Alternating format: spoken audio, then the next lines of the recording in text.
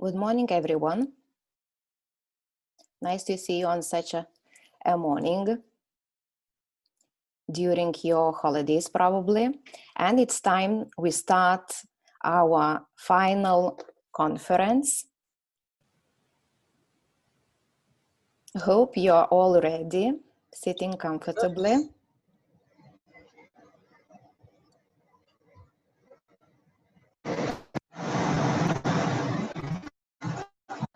Just to start the conference, could I ask everyone to unmute yourselves,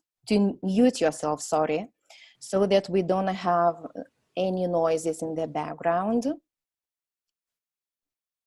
Only I will ask the presenters to unmute themselves and show themselves, and I will make co-hosts.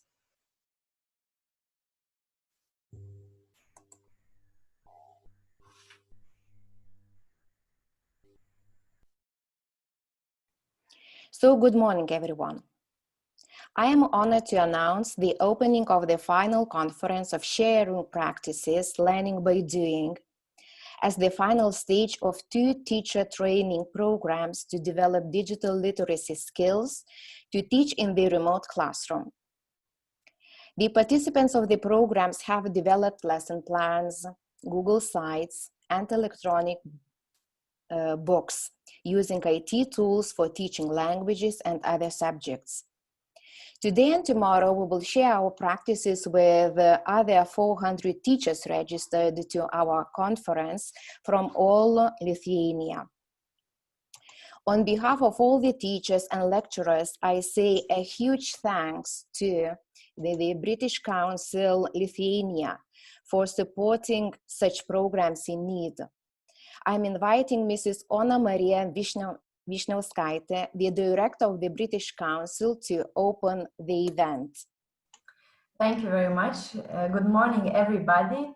I also want to start my congratulations with a huge thanks to the whole organizing team and the trainers, particularly Audronė, Asterija, Kate, and Joey, and others for making this happen. And also for teachers who participated and became the students instead of teachers for the duration of the project. I now believe you are the leaders in your field in terms of the skills, the knowledge, and the attitudes you're holding in terms of virtual learning and the technology in it. So I want to encourage you to be proactive in using it in your everyday teaching practices, but also be selective, because you've learned, to my knowledge, a vast and different list of capabilities that are available online. So choose the ones that fit you best, fit you, your preferences, your curricula, and your teaching format, so that they are best fitting your classrooms. Now, I believe you know now more than your peers in the schools that did not participate in the project, but also more than the students themselves. So I think that this project was not only very important, and for me, because being a teacher, the projects that we have in the British Council that aim to develop teacher competences are the most precious, but also for the schools. So I believe if we had the students and school students in our conference today, they would also be thankful for you teachers for taking initiatives to include more different aspects in the teaching process and simply making it more interesting, more entertaining, more fulfilling, and more fun.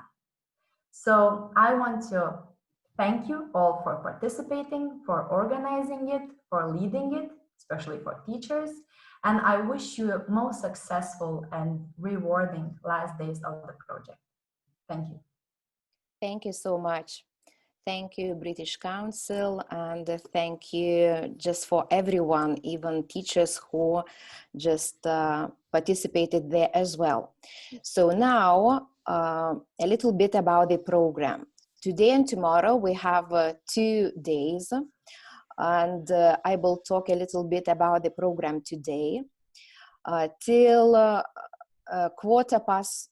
12:15, we are having the plenary by Russell Stannard, an IT expert from Great Britain, who was in Palanga for almost 4 times previously, teaching this teacher training program, Technology in the Classroom. And today he will talk about classroom-based, online or hybrid tools and ideas for all occasions. And during the second part of today, we will have the presentations by the participants from the teacher training course, Technology in the Classroom, and several teachers from other Lithuanian schools who were not with us during the seminar. So we're expecting to finish today at let's say 1:15, but we will see how the days go on. So now I am inviting Russell Stannard, who will talk about classroom-based, online or hybrid tools and ideas for all occasions, especially during this period, as from next week in Lithuania, we also start distant teaching. So just enjoy the presentation by Russell Stannard. Thank you very much. Good morning, everybody. And I'm looking forward to this. It's lovely to see so many people online. And of course, always lovely to be doing a presentation in Lithuania. Those of you that know me know that I'm out there quite often. Obviously recently not. And one place that I particularly like is when I work in Palanga. And I get the chance to rent out a bicycle in the afternoon and zoom around along the coast. I can't believe how beautiful that coast is. And also, of course, I often bring my guitar over, and we normally have a session sitting on the beach. Let me just, first of all, start by checking where you're all sitting. I just want to kind of get an image of where we all are, because we're all over the place. Can you just tell me where you're sitting at the moment? Are you in the bedroom? Are you in the kitchen? And can I ask everybody to turn off your videos? This is not going to work. I'm going to make this a really practical course. So please, everyone, turn off your videos. Everyone turn off your videos. Turn off, please. And then this is a great tip to you when you're training. Videos off, otherwise this won't work at all. So can you turn off your videos, everybody? Yeah, and I can see that the system is really slow, and that partly is because you're all connected on your videos. So please, everyone, videos off. And can you write in the chat window where you are sitting so that I can okay, so I've got someone in the classroom, I've got someone in the living room, I've got someone in the kitchen, I've got a few in the kitchen. Okay, great. I've got people in, there's a lot of people in the kitchen. It seems to be this morning that there's a lot of people studying in their kitchen at the moment. Someone's in their living room, someone's in their bedroom. Kitchen is definitely the most popular, living room second, some are in their study, someone's in their child's bedroom. Okay, someone's on the balcony. Wow, so the weather must be good out there in Lithuania. Please, videos off, guys. In the study room, in the kitchen, in the hall. God, okay. Someone's in the bathroom changing nappies, and I presume they've got me on their telephone then. Good. In my study, in my bedroom. Right, brilliant. Okay, lovely. Second thing I want to just check with you then. Okay, so let me get a picture of what you can see in front of you. Can you name three things that you can see in front of you? So I'm going to say, first of all, I've got my big microphone. That's one thing in front of me. Secondly, I've got my my Banga Gargždu football scarf. Okay, because this is obviously the team that I support in Lithuania. I even went to see them when I was in the area. And then the other thing that I got on front of me now is my telephone. So can you just name three things? I'm just trying to get an image of where you're sitting, okay? Where you're sitting in the room. Okay, so we got computer, phone. We got lots of phones by the looks of things. Computers, coffee, that's a wise thing. People have got their coffee, they got their notebooks, someone's got some flowers and a TV, we got lamps, we got an aquarium, wow. Someone's got a bookcase there, with windowsill, the dog's in the room, the laptop, the notebook, the cat's in the room, pictures, someone else has got their dog, we got sofas, we got, okay, we got a good, right, cup of coffee, wise idea. Someone's got their husband in the room. Okay, right, good. Someone's got a good teddy bears. Okay, so you can kind of see it's not the typical classroom that I would normally be teaching in. Teaching trainers were completely different. We're all in really different circumstances, and you know that has a big impact on the lesson. Massive impact. And a lot of teachers, I've been teaching loads and loads of teachers online in the last 8 months. I mean, hundreds observing classes, and so many teachers say that one of the big problems is that the students aren't in their normal learning environment. And if we're teaching online, that is definitely the case. Okay, so let me just quickly, I'm going to make this a really practical session today. I've got a couple of key points I want to make to you and really emphasize. Someone's got the cleaning lady sitting in the room while they're doing the, I've got a couple of key points I want to emphasize. I'm going to make this super, super practical, okay? And we're going to kind of get straight into it, but I'm just going to sort of open up my opening screen. So I like the theme, learning by doing. And my talk is really looking at tools for all occasions, and I'll talk a bit more about that. And I put those two pictures on the front screen because this is what we need to try and do online. We need to create that kind of enthusiasm and energy with our students, and it's really hard to do. And I'm hoping to give you some advice today. I'm hoping to do some real examples, but give you a couple of really clear messages to think about as well when we're teaching online. And I'm going to actually start by just stop screen sharing them. And in fact, no, I'm going to do a new share. I'll just do a new share, and I'm just going to jump over to my screen. I've got lots of things open on the screen here, and I'm going to open up a new window, and it's called a website's called Answer Garden. Okay, and this is a very easy technology to use. You may have been introduced to it. And I'm just going to click here on the plus button. Very simple. And I'm going to say to you, what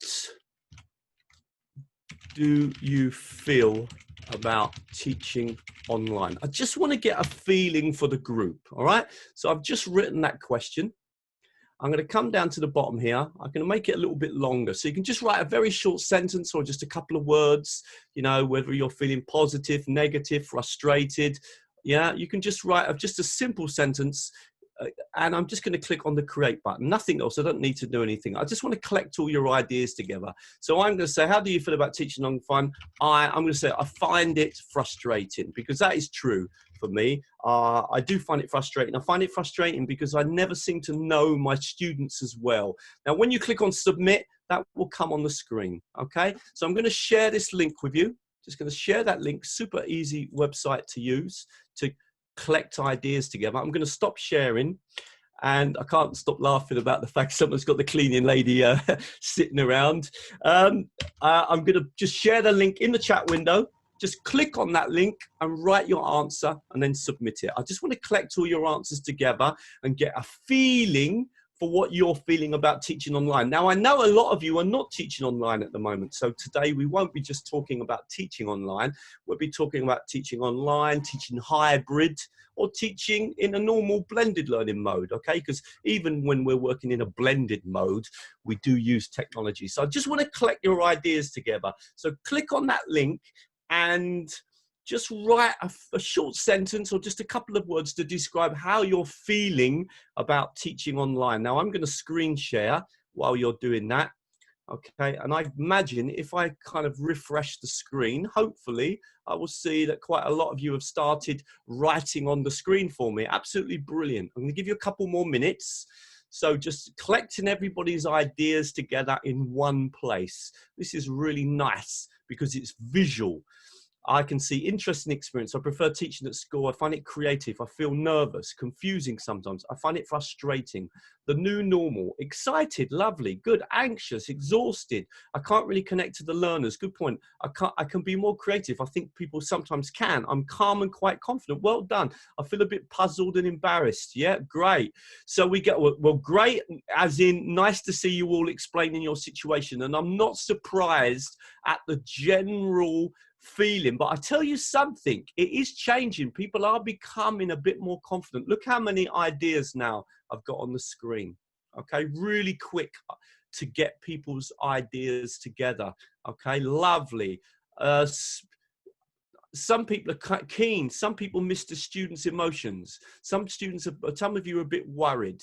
Okay, so a lot of you are mentioning that you prefer teaching. Yeah, you find it really boring and tiring. I think that is very true when you teach online as well.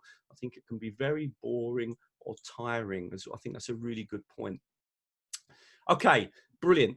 I'm just going to refresh it one more time. I'm screen sharing this so you can see what you've all been writing. Okay, and you can see very quickly I can get people's ideas together in one place. Now, a couple of things about this technology. It's called Answer Garden. It's just a really simple one.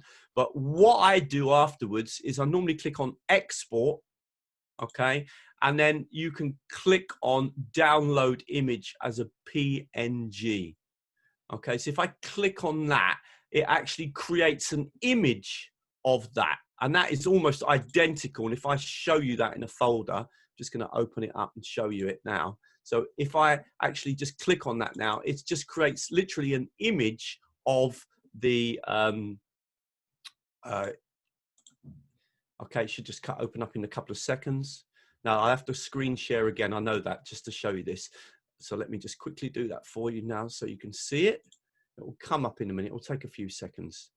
But you can actually create an image of what you're of that, yeah. So I can do that, and of course I can always zoom in there, and we can see that a bit bigger. All right. So I use this quite a lot when I'm trying to collect people's ideas together, especially at the beginning of a lesson. Now, I just want to make out one point here. We've collected all these ideas together on the screen. What would we do with this afterwards? So let's imagine we've done a lesson and we've got all our students to write up their ideas. Absolutely fantastic. We've got them all on the screen. Now, what would we do with this exercise? We don't want to just leave this, that the students have created all this content.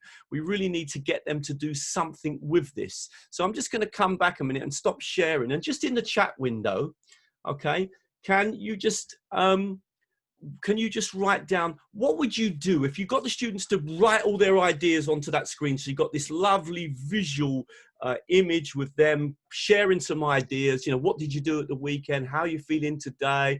How did you feel about the last unit of the course? What would you then do with all those lovely ideas? Is there anything that we could do? Okay, with all those. So we've got all these lovely ideas on the screen. So we could create a poster. That could be a possibility. We've got all this lovely language. Divide them into, great. Okay, so some axis, choose the top 5 negative, top 5 positive. Great. Okay, yeah, you would bookmark it. That would be a good idea. You can reference to it, but don't forget you can save it. Okay, ask to write explanations. Yeah, so you could say, for example, say right now, write a sentence explaining in more detail what you've written. Okay. On the answer garden. A perfect way to learn vocabulary to express emotions. Okay, yeah. So maybe do some kind of activity. Can you turn off your audio, guys? Turn off your audio. Okay, please, everybody. Turn off your audio, turn off your videos. Thank you. I'm not sure about writing a story around that one. Not quite sure, but something like that. I really like that, writing of something. I'm not sure it would be a story so much, but maybe comes a report, a report about how teachers. Okay, I'm gonna have to mute you all. Sorry, I'm just gonna mute everyone. Okay, I've just muted everyone because I'm not sure what's going on there. So hopefully you can still hear me though. Yeah. Please don't put your videos on as well. It's not similar to Mentimeter, okay? It's quite different to Mentimeter, the way it works, okay? But obviously Mentimeter can create a word cloud, but Mentimeter works in a slightly different way. So I'm making a key point here, okay? I'm making a key point here, all right? The point I want to make is, don't allow students just to create some content and then you don't do anything about it. Think carefully about student-generated content, okay? So when students generate something and they do something for you, make sure that you use it in some way. It's a really important thing. Some of you know the work that I do. I work on various master's degree programs with teachers, and even at quite high levels, teachers who are very experienced will often get their students to do something on the internet, which is really good, and then they don't use it. They don't use the student-generated content. So always think about that next stage, okay? How are you going to use this? So I like a lot of those ideas, okay? So we have other tools that can do this. Obviously, Mentimeter works in a different way. I think some people are going to talk about Mentimeter.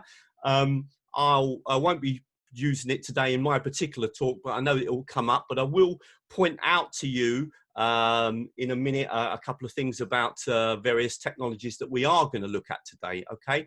So just make that the first thing that I want to quickly point out to you, all right? It's really important to think about how you're going to use what you get your students to create, all right?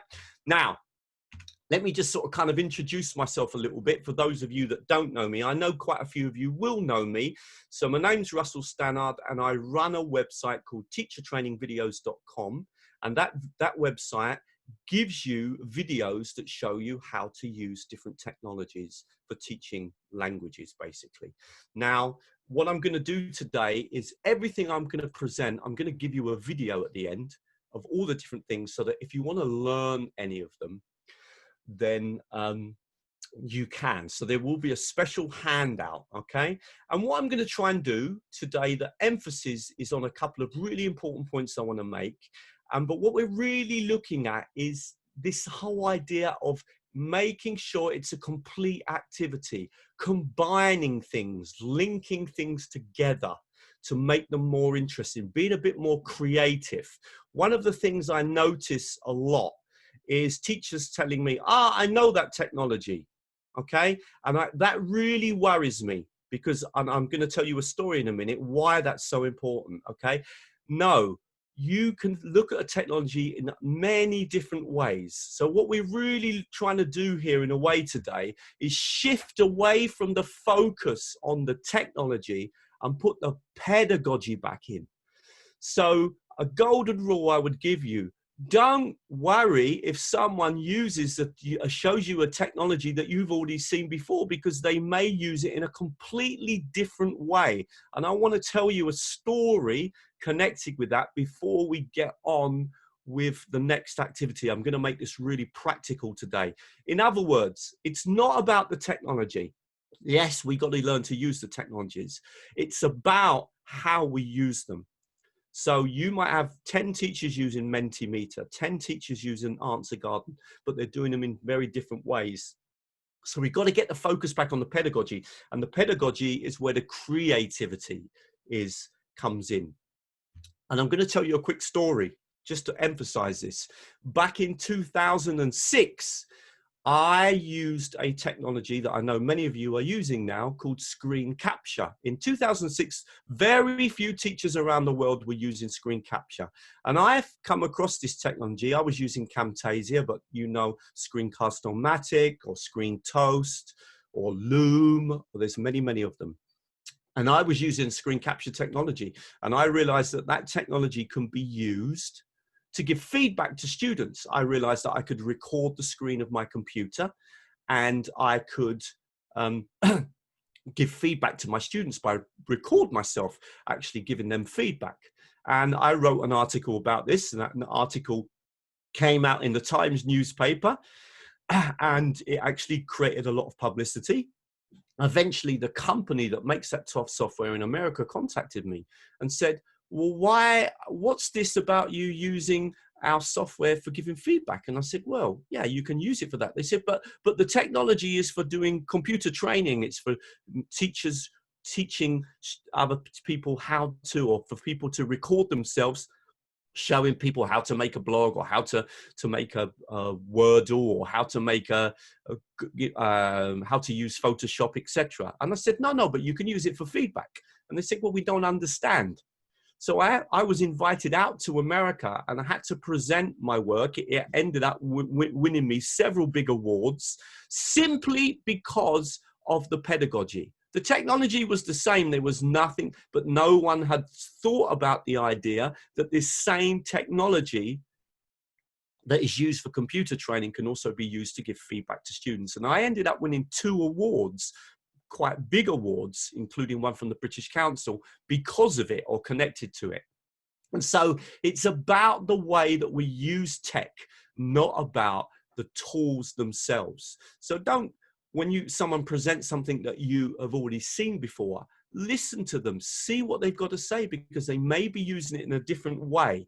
So that's one rule. And imagine the company that made the software in America didn't even understand that they could use that piece of software for feedback. It's the creativity, it's the way we use technology that makes it interesting, not necessarily the technology itself. All right, I just wanted to make that rule. And the other rule I want to make to you, and again, this happens a lot, and I've been teacher training for 20 years, is that a lot of times teachers say to me, oh yeah, I know this tool. And then when I actually show it to them, they know it a little bit, but they don't know all the possibilities with it. Now, my experience is, and certainly this is something that I've been doing, is learning fewer technologies, but learning them in more detail. So I tend to really study a technology, because I think it's when you learn the technology well that you start being creative and you think, oh, well, I could do this, I could do that, I could do, yeah.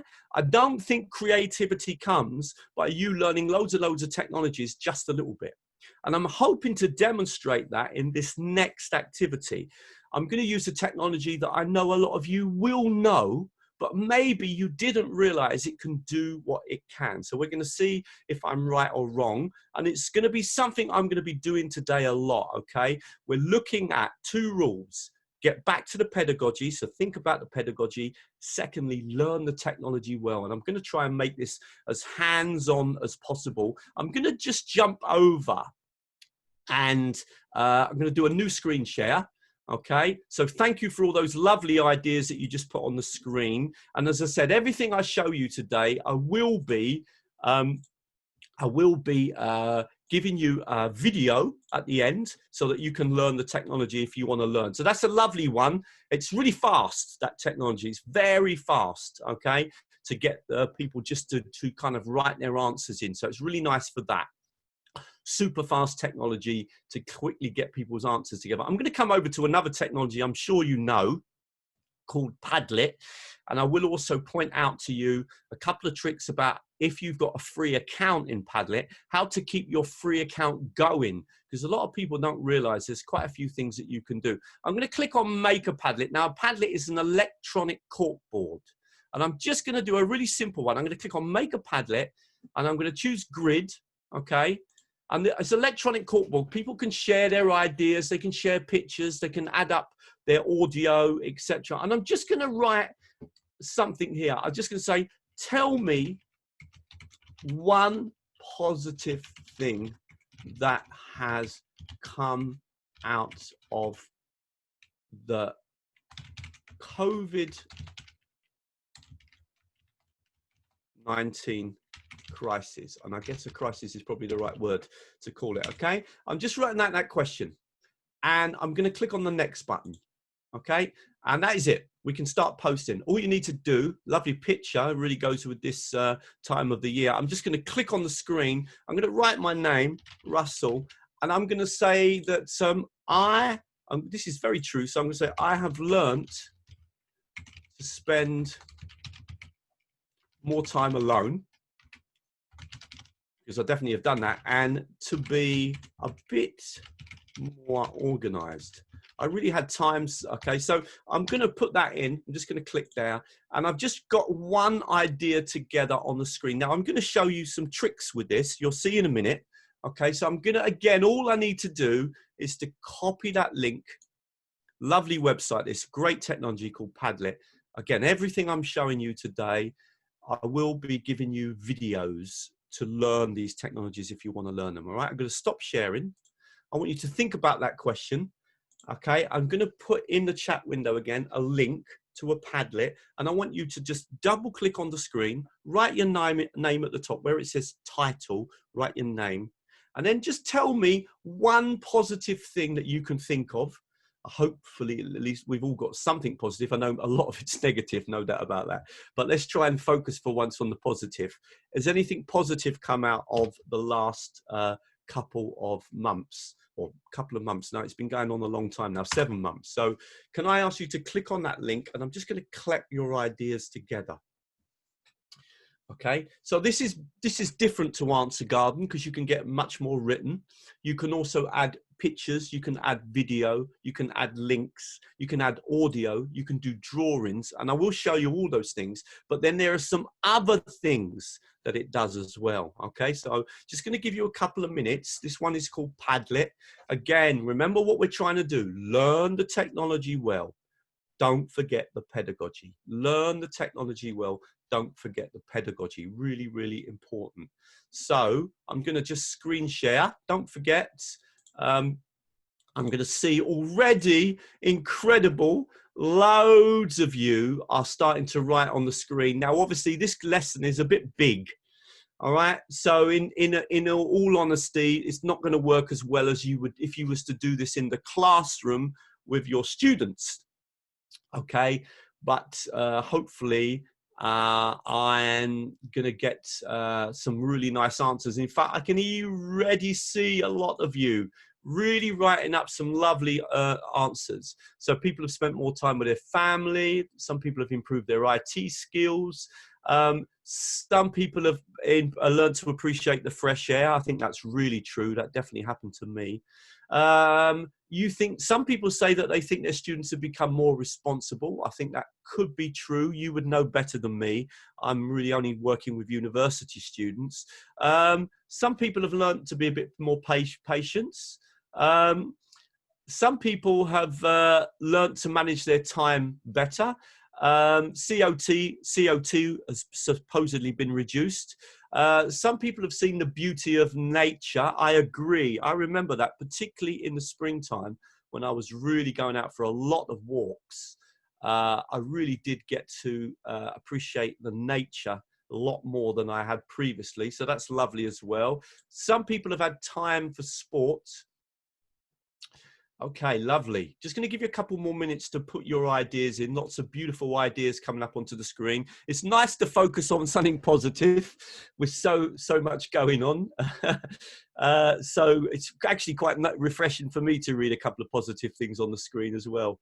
Okay, great point. Not wasting time in traffic jams. Good. A lot of you are talking about learning technologies. It's good to hear, yeah? Great. A few of you have been doing a bit more sport, which is really good. Lovely. Great. Okay. So some people have found a bit of time as well. I'm not sure that teachers have had a lot of time. Some of you have been slowing down, saving money, doing the gardening, cooking better. Good. So lovely. Really, really nice to see all those comments. Now, I'm going to stop screen sharing for a minute. Okay. There's about 80 of you at the moment trying to do that activity. All right. This is obviously very difficult to do such a big class. Hopefully you haven't got so many students in your lesson as I'm trying to do here. Now, it's not practical in a way for me to kind of be doing this. I'm going to just share the link again, guys. Okay. In a way, when I do my talks, I really like to do the things practically. Obviously, with 240 students in the room, it's a little bit difficult. But what you can see is that I can create these Padlets and I can get my students to put their ideas on. Now, students can do this in groups. So this can be good for group work. So students can create a Padlet and then they can work on a Padlet together, and they can do that online, or they can do that in class if they're using their phones. I often use Padlet for homework. It's not something I use in the class. I often use it for homework, occasionally in the class for brainstorming. But often if I'm going to work in the class and I want to do something super quick, brainstorming, I often use Answer Garden or even Mentimeter, which kind of works good in the class if you've got a mobile. But I'm not a massive fan of using technology in the classroom anyway. I like my technologies to be the things that I use outside of the class. But now I want to show you something, all right? Don't forget, I wanted you not to write the answers in the chat window really, but to click on the Padlet and put your answers on there. I'm just going to put those in again. Obviously, very difficult with such a big class, but I want to show you something. We've got this Padlet now. We've got all these ideas together. Now, I'm going to show you a couple of things that you might not know that you can do with a Padlet. Okay, this is the point I'm trying to make.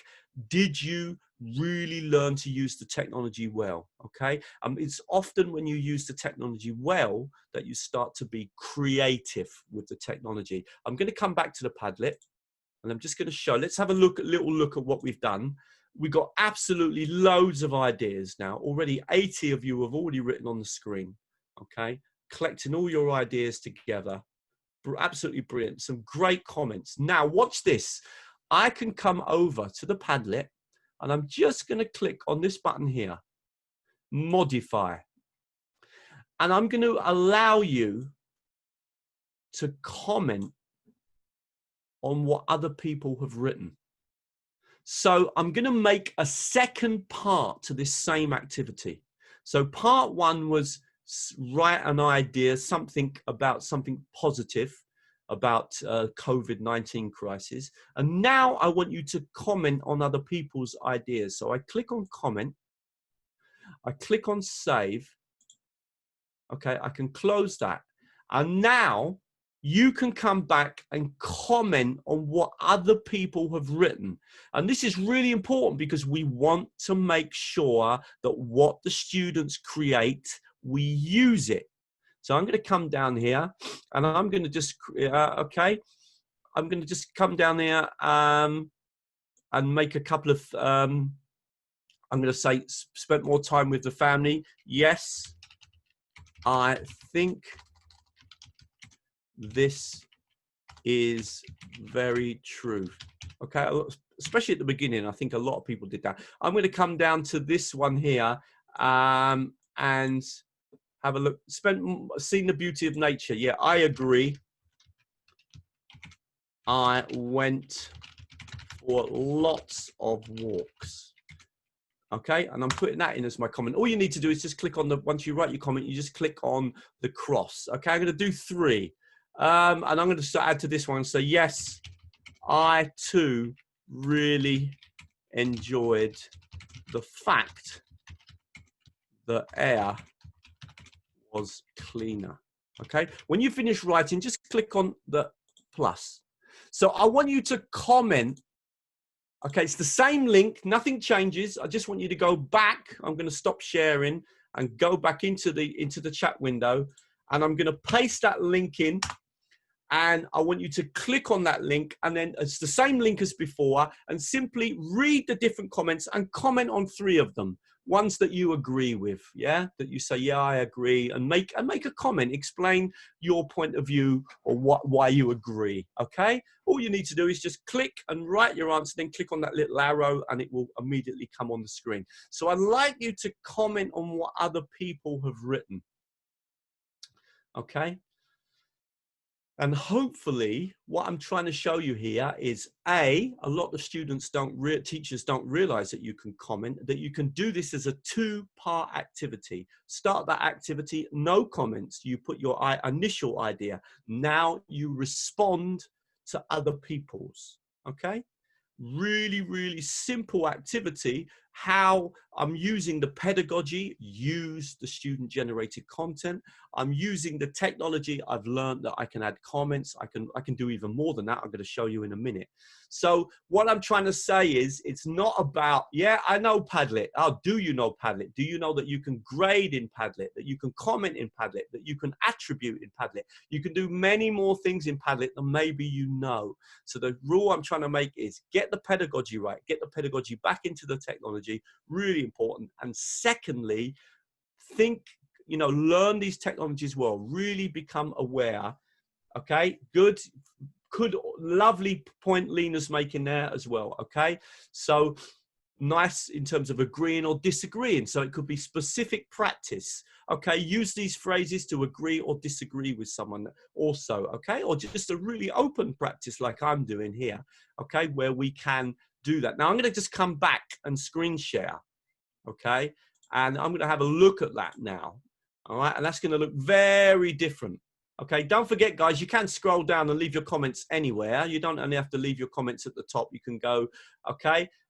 Some of you have kind of really done nicely. You've added really nice comments. Others have just written something really short, but it means that at least you've been responding to people, okay, and adding your ideas. And look at that. And that really just changes that activity. And it's just that knowledge. It's just having that simple knowledge of what you can do. Now, if you come over to the share button again, I just want to show you a bit more. I can even allow reactions. So I can click here and I can say, okay, I want you to like the post, or vote on the best post, or star from 1 to 5, or even grade. So this grade one could be very interesting. Maybe you've got I did a test with a group of students and I got them to write up their introductory discursive essays, the introduction to their discursive essays, and they put them all in a Padlet. And then I got them each to grade each other's work. I gave them a marking scheme and I got them to grade. Now their level was quite high, but I'm just trying to show you that you can do that, okay? And if I come back, so I've got all those reactions. So I can add comments, I can add reactions, and I can even require approval. If I'm working with young students and I'm worried that they're going to write something that is not that that is, something that you're going to disapprove of or you're not happy with, it's something inappropriate, then you can require approval. And that's really easy.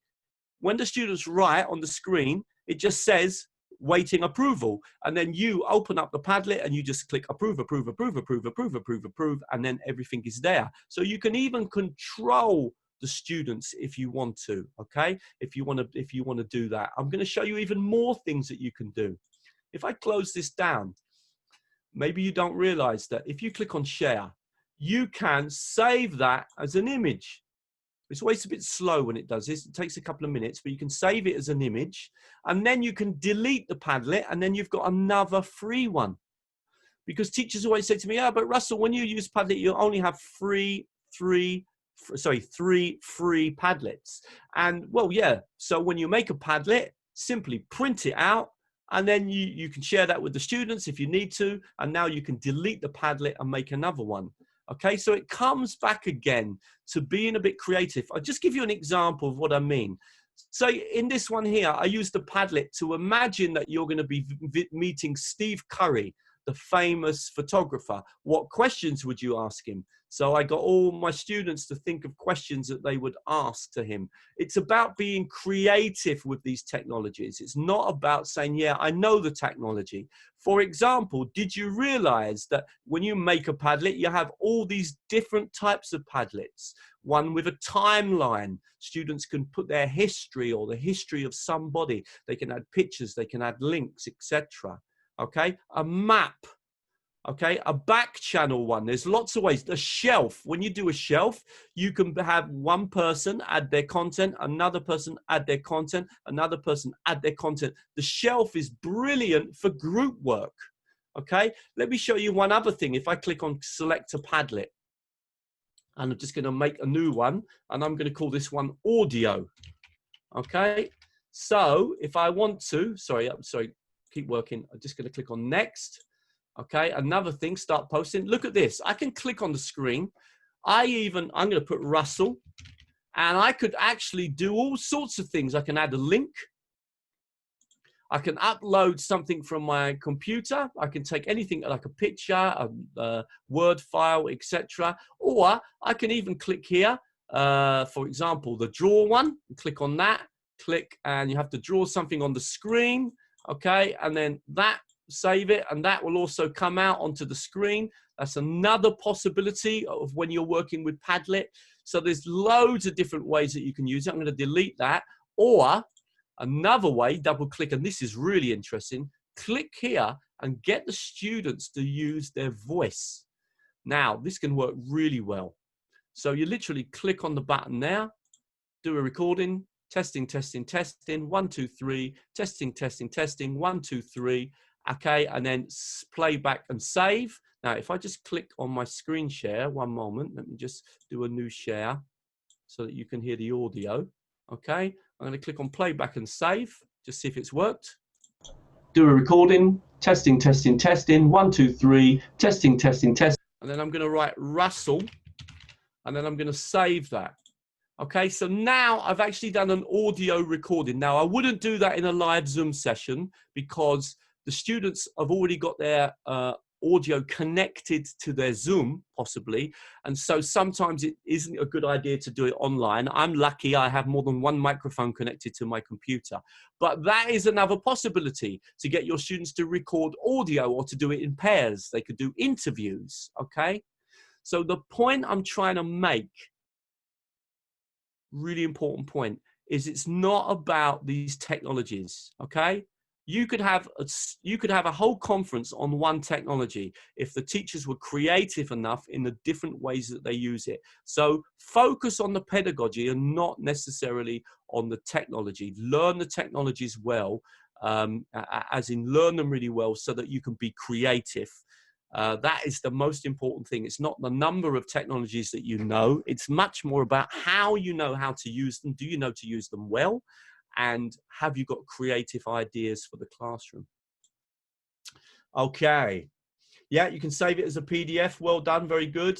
Guys, is this okay? Is this helping you? Is this giving you, I'm going to try a few more ideas. I just want to make sure that I'm kind of going in the right direction. So I'm putting an emphasis on the ideas. I'm trying to put the emphasis back on the ideas, guys, all right? And I'm trying to get that rule over to you. Don't worry if someone's showing you the same technology. Maybe they've got a completely different way of using it. A whole company in America that sell £50 million worth of software didn't realize that their technology could be used for feedback. It took myself to say to them, look, okay, so it's not the technology, it's how you use it. That is the most important thing, all right? I always get this with Google Forms as well. But, oh, we know Google Forms. Oh, yeah? Okay, let me show you some things, okay? Maybe today I'm going to show you a quick idea in Google Forms that you might never have thought of before. Okay, good. Glad it's useful, guys. It's, you know, sitting out in a session like this, it's really, really important that we try to make it as useful as possible. All right, lovely. I'm glad it's useful. It's always lovely to be training teachers in Lithuania. I should be wearing my scarf, really, my Gargždų stuff. I noticed that they're 4th in the league, actually. They're doing quite well this year. So, good. Right, let's get back to the session today. All right, and I'm going to show you something else now.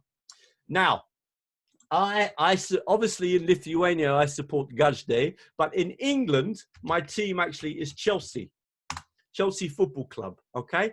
And just for fun, I'm going to tell you a little story about Chelsea, about my football team, okay? Please don't write this word Liverpool on the screen. This is like swearing, okay? This is not appropriate for my lesson. Okay, so I'm just going to tell you a little story about Chelsea, okay? And to help me tell this story, I am going to show you the Chelsea football stadium. So I'm going to do a screen share and we're going to come back to that lovely, we've got lots of things on the screen at the moment. Okay, so we finished with Padlet now. So I'm going to close Padlet down. Okay, don't forget, guys, everything that I'm going to show you today, I'm going to give you,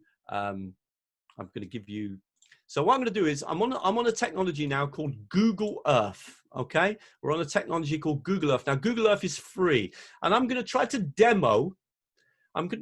demo a couple of activities for you. So this again is a whole lesson. Okay, and again, remember, it's not the technology, it's the pedagogy. So what I'm going to do is I'm going to take you off on a little visit to my favorite football team. That's Stamford Bridge. I just write the name in. In fact, I've already got it here because I was looking earlier. So I'm just going to click there. Off we go. We fly off to Stamford Bridge. Just going to make the screen a bit better. So by clicking on there. And I'm going to tell you a little story about Stamford Bridge. Okay. And I would like you can take some notes or you can just listen. Okay. So this is like a little presentation. Okay, so I first went to see Chelsea. That's my football team. The first time I went to see Chelsea was in 1972. I was 7 years old. And football's a big thing in my family. So my dad liked football. My granddad played professional football. And so going to Chelsea, Chelsea was my team because my brother liked Chelsea. So I liked Chelsea. And I went there, I was 7 years old. There was 51,000 people in the stadium, and they were actually building one side of the stadium. So it was really full, and I didn't see anything, but I know that we won 4-0.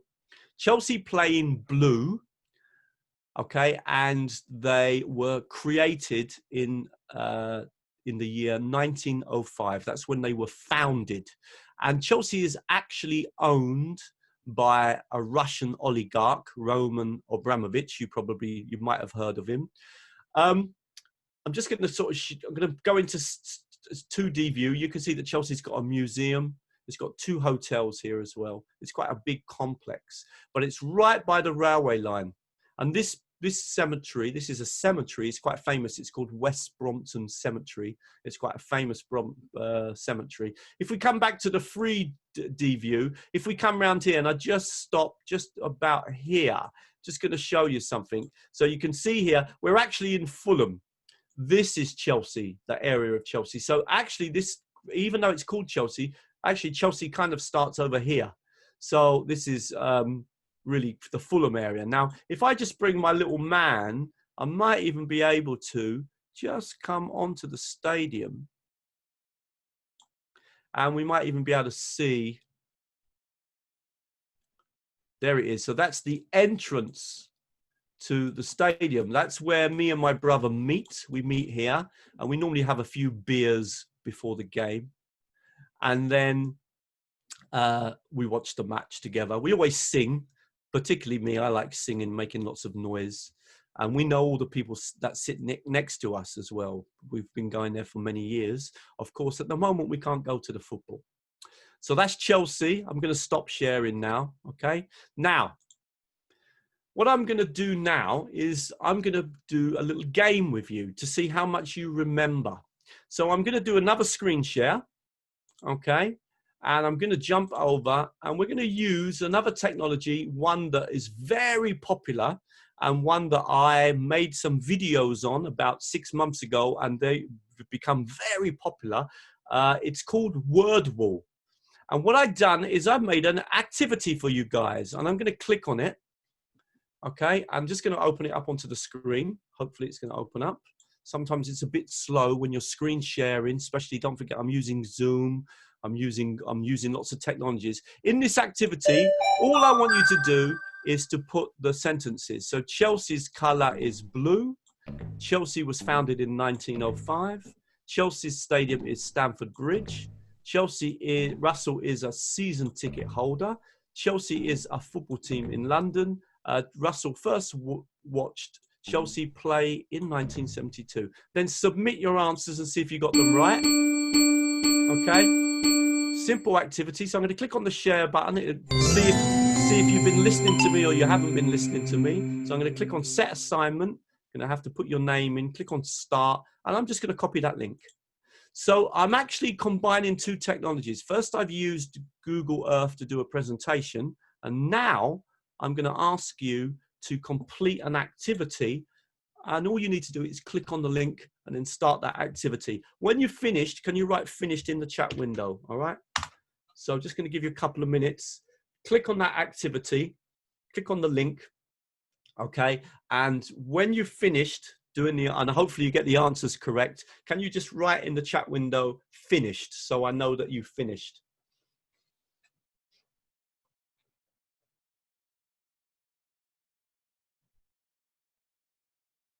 Just put the chat in again. Guys, don't forget videos off. Don't put your videos on. It slows everything down, okay? I'm using a lot of technology today, so it really is important that we got the videos off. If we're screen sharing and we're doing all these activities online, if everyone's got their webcams on, the 2 things that slow the computer down are screen sharing and the webcam, Okay, so keep that in mind. So particularly if you're doing a lot of screen sharing. Good guys, Inga's already finished, Asta's finished, Adita's finished, Zita's finished, Vida's finished, Agnes finished. So we've got loads of people finishing now, okay? I'm just going to have a quick look in a minute and see how you got on.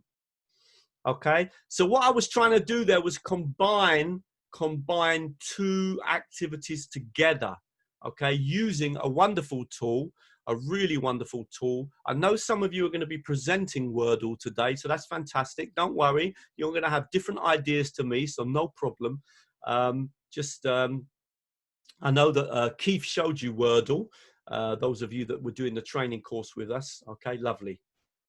And I'm just going to show you a couple more things about Wordle in case, all right. So I love these combinations, and it doesn't have to be you. I could have got my students to do a presentation, and you can use Google Earth in class. It just takes, project it on the screen. The students can do a presentation. So that could be great because the students can choose anywhere in the world. Not everywhere is available on Google Earth, but most places are. They can do good. Someone was really listening to me. Someone said that they got a score of 100. I'm going to check your scores in a minute. I'm going to show you. Good. Good. So what I'm trying to say is Google Earth really is a technology, again, with loads of pedagogical possibilities. Students doing presentations to the teacher, students doing presentations in groups, students screen sharing and writing something, lots of different, lots of different opportunities to work with. Let's come back a minute to Wordle. Okay, we'll spend a bit of time on these two technologies. They're both fantastic. You don't have to use them together. Again, I'm just trying to show you the pedagogy. Yeah, okay, behind it. Someone did it twice. So if I come back to screen share, all right, lovely. And I'm just going to come back to our Wordle. And the nice thing, guys, is if I click on my results, okay, so I'm just going to come again. It's a bit slow, all right, which is I'm not surprised because I'm running loads and loads of different technologies at the same time. In fact, what I'm going to do, if I can, in fact, it's difficult for me to close anything down, so I've got lots of things that I'm going to be kind of using in the next couple of minutes. Let me just have a look. I'm just going to log back in again. Okay, it's getting a bit slow. This does happen when I'm doing a presentation and I'm trying to use so many different things on the screen at the same time. But don't worry, I'm just going to show you that when you're working with this technology, you get all the results on the screen, right? Look at all the times I've been using this technology recently in lots of conferences and teacher training sessions. And I do lots of experimental lessons with groups of people. Okay, now I can see your results. 65 of you played the game. All right, so I can see that. And if I click here, I can actually see which questions people were getting incorrect. So nearly everyone got most of the questions correct, okay?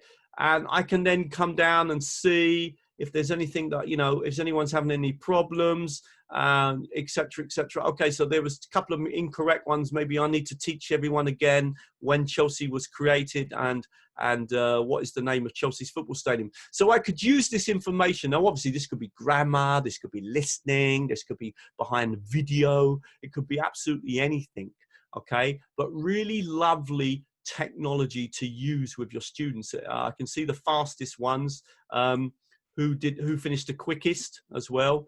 Okay, so it shows me here, Sylvia and Zita, Violetta, Asta, they were the quickest to finish and they got not a single one incorrect. So absolutely brilliant that you get this feedback. Now I'm going to click back on the create activity. Look at the number of activities you've got.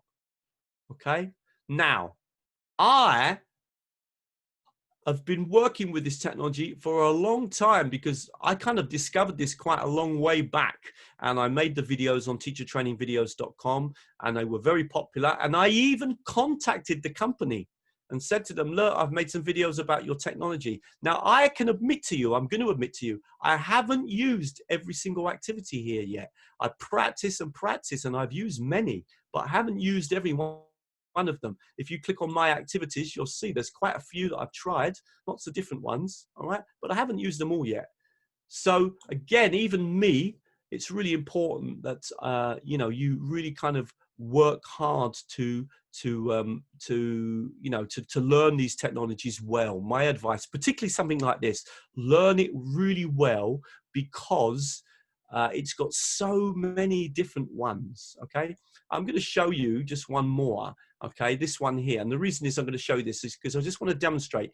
When you have this technology, you can have as many activities. You can have 5 free activities, but then you can use them again and again and again. So you can go back to any activity of your 5 and just edit it, and then change your sentences. Okay, so I've got here 4 true sentences and 4 false sentences about the English language, and I can always just change it and add another one if I wanted to. Yeah, English was first spoken in France. Okay, if that would be forced, so I'd have to put it on the force side, sorry, but I can add sentences at any time if I want to do that.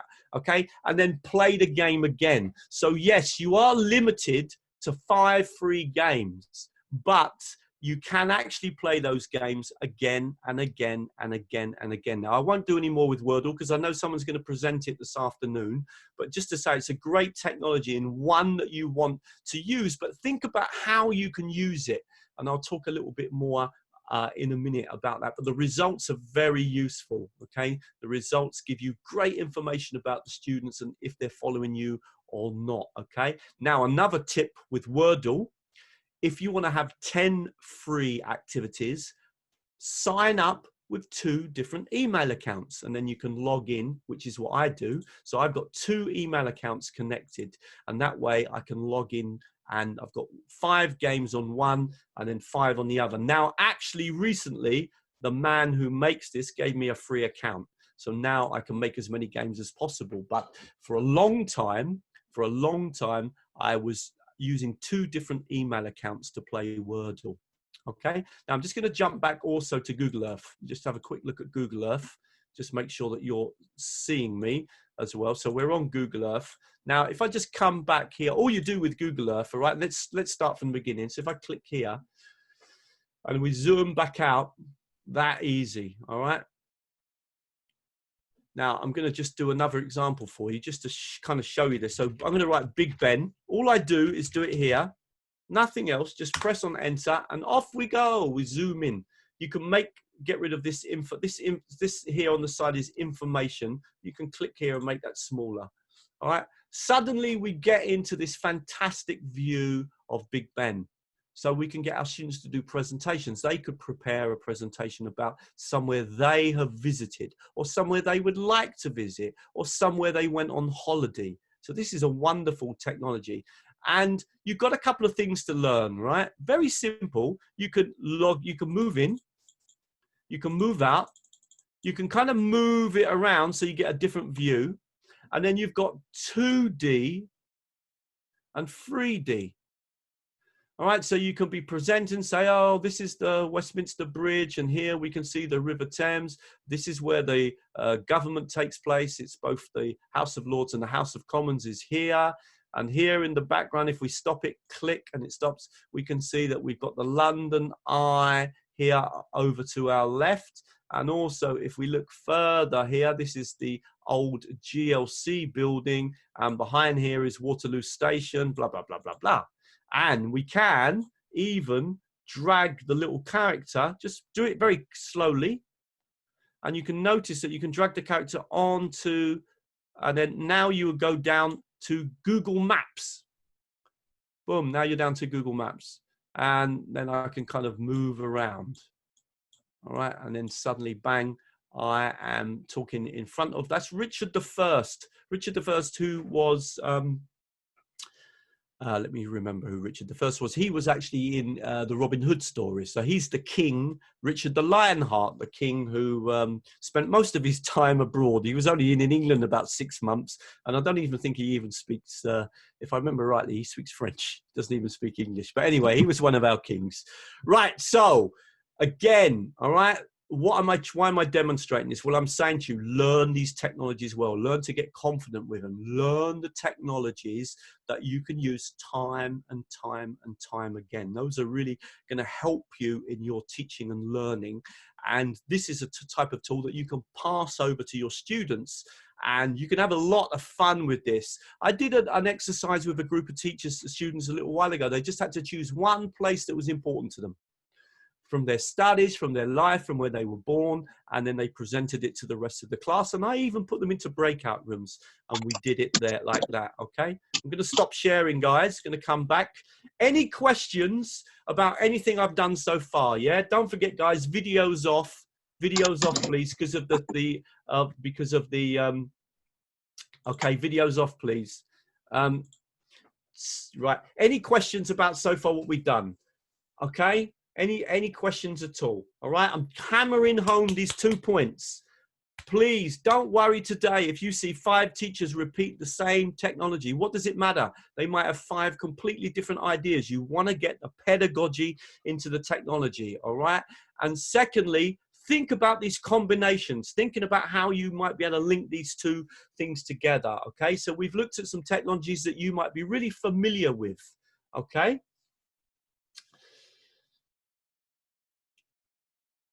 The energy comes from knowing the technologies well. I think that's another thing. It's really true, you know. You know, because I feel more confident because I've learned them well, so I can present them to you. I don't know a lot of technologies, guys, okay? I don't know a lot of technologies, but what I try to do is learn them well, yeah? Don't forget, please, at the end today, I have a special handout for you, all right? Okay, all the programs I've showed you today are free, okay? I've got a special handout for you which has got videos to show you how to use these technologies, okay? I'll talk about that at the end, all right? Yeah, listen, Lena, it's a really good point. It's something I've noticed. I want to agree with you totally. Technologies are very forgettable. If you don't practice and use them, you kind of forget them. And I think that's another reason why I'm saying fewer technologies, learn them better, all right? Okay, don't forget, I'm not using that many technologies, all right? It took time, all right? Bit by bit, guys, because you're all learning lots of new skills. When we go back to one day, we hopefully we're going to go back to normality. If we do go back to normality, then the thing is that you'll suddenly be able to blend your learning so much more effectively, be able to set more interesting activities for the students to do for homework. I wouldn't be suggesting, me personally, I wouldn't be suggesting bringing much technology into the lesson, though. I like to keep the technologies outside the lesson. Are you ready? Yes, it is possible to record a dialogue using Padlet. Absolutely. And I'm going to show you something else as well. All right. Okay. Good. Lovely. Well done, guys. Right. Listen, are you ready for some more? Are you ready for more? Activities in WordPublic. Yes, you can make your activities. You just what you do is when you work with Wordle, don't forget I've got a video to show you how to use Wordle. You just simply set an activity, share the link, and only the people with the link can do the activity. All right, so only those people can. All right. Now, I'm going to show you something. We're going to do this. This is really kind of special. All right. So I want to do this because this is, and I've been looking forward to this in today's presentation. I want to do this because a lot of teachers get confused when you try to use Kahoot or Socrative or similar technologies when you're teaching online, okay? So I want to actually do a Socrative or a, we're going to use Socrative, all right? Can I ask everyone, can you get your telephones? Can you grab your telephones for this activity? Because I want to show you something, all right? I want to show you, if we're teaching online, that you can use Socrative very easily. You can either do it with your telephone or you can do it even online. I'm going to give you both options, but I'm going to show you what I would do. I've already done this quite a few times with Kahoot. I haven't done it with Socrative, so we're going to try it with Socrative today, all right? So again, another great technology, great for hybrid teaching. because the students at home can connect with their computers and the students in the class can connect with their telephone, and then you've got both groups doing the same thing, okay? When we're teaching hybrid, and let me just jump back to my presentation just really for a quick moment, all right? When we're teaching hybrid, I'm just going to jump in. What we're trying to do, okay, when we're teaching hybrid is to basically get our students who are working online and the students in class to be doing similar activities. So you might be teaching them, but when it comes to the activity, is it possible to get your students all to do the same activity? Okay. So what I'm going to do is I'm going to show you a technology that works really well for this, because you can either connect to this technology quickly through your computer or quickly through your telephone. It doesn't matter which one you do, all right? And I'm going to give you both options today, all right? So we're going to just try this out. So I'm going to stop sharing. And in fact, I'm going to have to do a new share. We're going to come back onto the screen. So we're going to say goodbye to the wonderful Google Earth. We're also going to say goodbye to the wonderful Word Wall. We're also going to say goodbye to the wonderful Answer Garden, okay? And now we're going to come over to the wonderful Socrative. Now, I've already made the quiz, okay? And I'm just going to all you do, Socrative allows you to create quizzes. And if I click here, okay, I've got a whole list of quizzes that I've already made. It's really easy to make a quiz, all right? If you click on Add Quiz, okay, and create one, you literally give it a title. So I'm going to call this Lithuania quiz, okay? And then I just begin to add my questions. And I click on here, and I can write my first question, and I'm going to say, what was the first technology that Russell used? Okay, and then I could put my three answers in and say Answer Garden, was it Padlet, or was it Google Forms? Okay, so I'm writing in my three answers, and then I have to obviously tell the system what the correct answer is. So I have to click on Answer Garden. That is it. That is how you make it. And then I could add another question.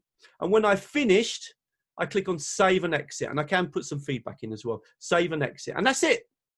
Now, we're going to play a quiz, all right? When you make a Socrative account for free, I'm only using the free account. I've had this for many years. When you use Socrative for free, you get a code. And all your students have to do is to join using the code. But the teachers get very confused when they work online. How does this work? So I'm going to try and explain to you. So we're going to use a quiz about the internet. So I've already made the quiz. It's got 12 true or false questions, okay? And I'll quickly show you it. So here are my questions. They're just on the screen, true or false, true or false, true or false, okay? Simple as that. I'm going to click on Save and Exit. So I've made the quiz. Then all I need to do is go to the quiz launcher. Now, we've got two types of quizzes. This one is a fun one for the kids. This can be good fun, okay, called Space Race. Or we can use this one here. I'm going to use this one today, Quiz. Just the quiz is where the questions come up on the screen, and I can see if you're getting the answers wrong or right. So I'm going to click on Quiz. And now it says, well, what do you want to use? And I'm going to say, I'm going to use the one about the internet. So I've already got the quiz made. So every quiz can be played in quiz format or in game format. You make the quiz, and you've got two choices of what type of activity you want to play. I'm going to click on Next. Now, this is where teachers get a bit confused.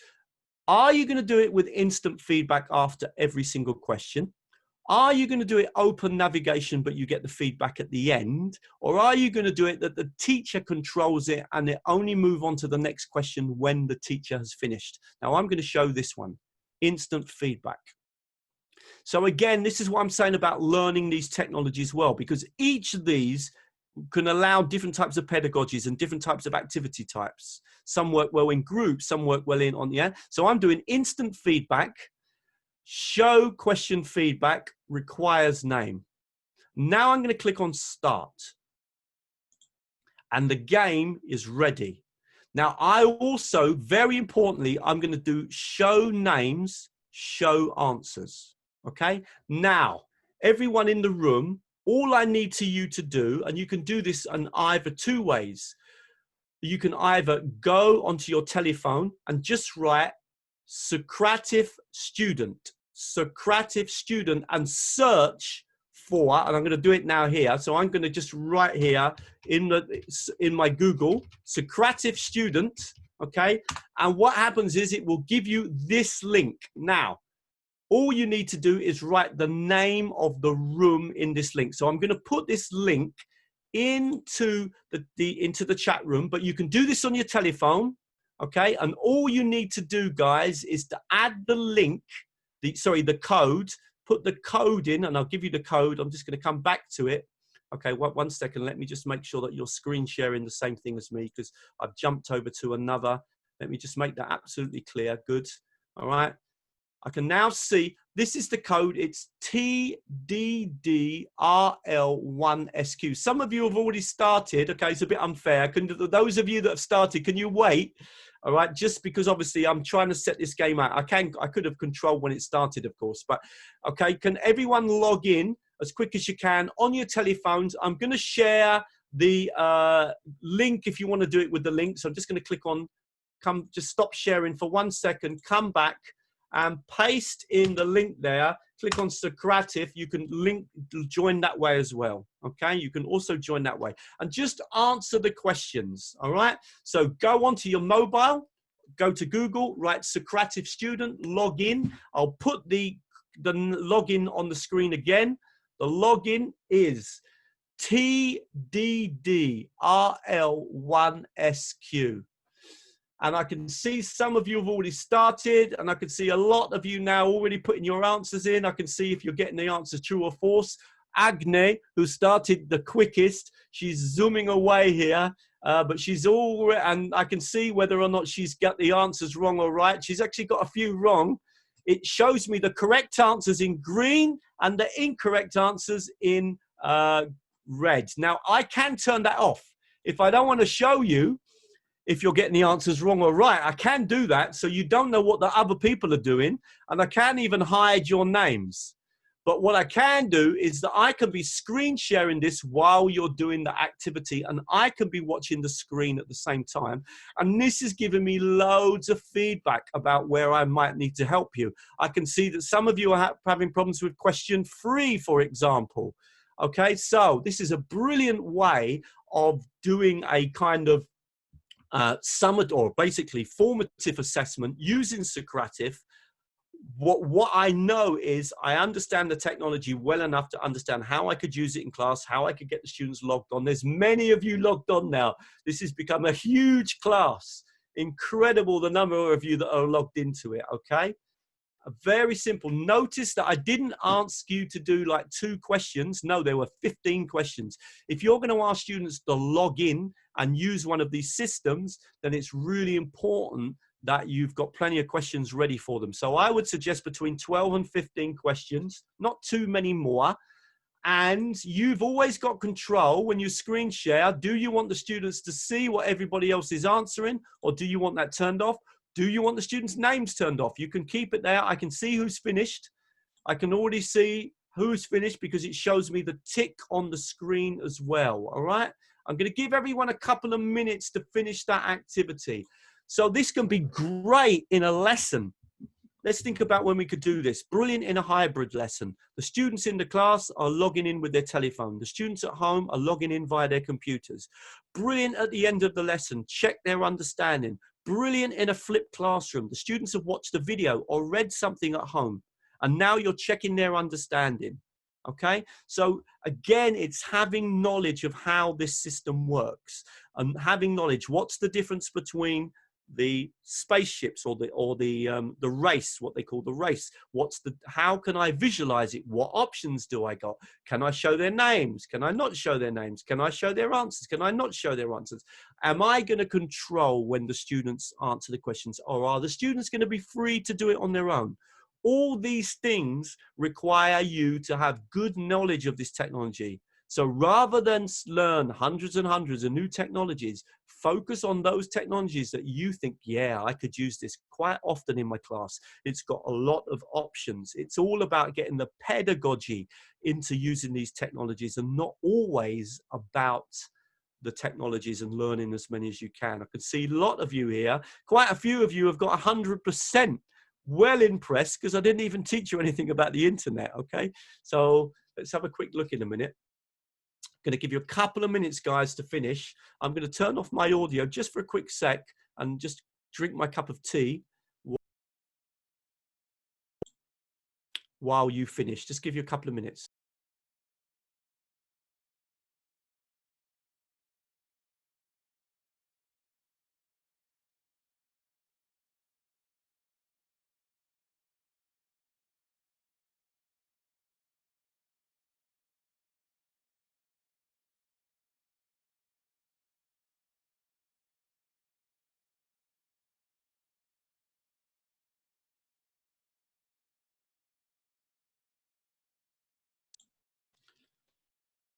Okay, I can see a lot of you have now finished. Okay, not all of you, so there's loads of you online. I'm amazed how many people I can use when I'm doing the free account. There's like there's about 150 of you doing this activity at the moment, by looks of things. Incredible. Maybe it's still not quite that many, but it looks like a lot. It's certainly a lot of people on the screen doing the activity. Okay, so, and some of you are putting your answers in. Okay, let's stop sharing a minute. Just going to come back, yeah? I don't know if you can set the time. I don't remember that you can. So, okay, so that's a really good question, Lena. And in all honesty, even though I claim that I know Socrative really well, I'm not 100% sure, but I don't think I've ever seen it. And I do use the technology quite a lot. You can set the number of questions. But you can't set, I don't know, for example, if there's like a paid tool that you get more settings, okay? So I'm not sure that I would use this for kind of summative testing. I think it's more for formative testing, all right? But it's a lovely technology. And what you need to understand is that, you know, if the easiest thing really when you're using this technology is get the students to access it on their phone, and then you can be screen sharing the answers that are coming up while they're doing the exercise. And Kahoot works the same way. You screen share the questions and the students access on their phone. With Kahoot, they have to access on their phone because the questions are on the screen. You screen share the questions, the students are answering with their. Yes, you can close the, once the activity is over, you can close it, and I'm going to show you that in a minute as well. All right. So again, it's the logistics, isn't it? Because I get so many teachers, Russell, how do I use Socrative? How do I use Kahoot online? Because they're not they only half know the technology, so they haven't got it clear in their mind exactly how it works. So it's really, really important to try and do that. And as I said, and think about the pedagogy. Where would you use Socrative? How would you use it? Yeah, make sure you've got plenty of questions when you do it. Make sure that there's a fun element. Are you going to control it? Are you going to let the students free to do it? Especially if you're doing it for homework. If you're doing it for homework, then you need to set it up, and the students can. So just to show you guys, just to come back and screen share, just to finish this off. All right. So at any time, and I know some of you, sorry guys, haven't finished yet. So I kind of feel really guilty about turning it off. All right, because some of you haven't finished yet. Can I ask you, don't worry about it for now, all right, guys? For those of you that haven't finished, I'm going to click on the finish button because I want to close the activity and just show you what happens, all right? So you can close the activity as the teacher at any time. Click on the finish button. Are you sure you want to end the activity? And you say, okay. Now the activity is closed and you won't be able to play anymore. But of course, I can set up another activity, okay? So I could go back again to my launcher and I could do the same game, exactly the same game, but as a space race. So we could also do that as well, okay? So, Socrative, great for hybrid, great for blended learning, great for in class. It's one of the few technologies that I use in the lesson, okay? Right. Yeah, you can close the test when the time is over. Obviously, you can do that, but it hasn't got. I don't think it's got a timer. Really good point, Yurate. I hope I got pronouncing your name correctly. Okay, guys, we're coming near to the end. We've been. The time has gone really, really quick. I can't believe that it's been just an hour and 25 minutes. Actually, I think I can just do a little bit more. So I'm going to just show you one more thing that I think you might be useful to you. All right. I just want to point out a couple of things for you as well. All right. So I'm just going to stop at this moment and just point out a couple of things before we come back. So first of all, and I will be pointing out some more technologies, but just going to come back here. I have this special handout today, okay? And you can get this handout at the end. It shows you how to use Padlet. It shows you how to use a little thing I'm going to show you in a minute, which is fantastic. This one here, which I haven't showed you, which I'm going to show you as well. We've got about 10 minutes left. We'll carry on.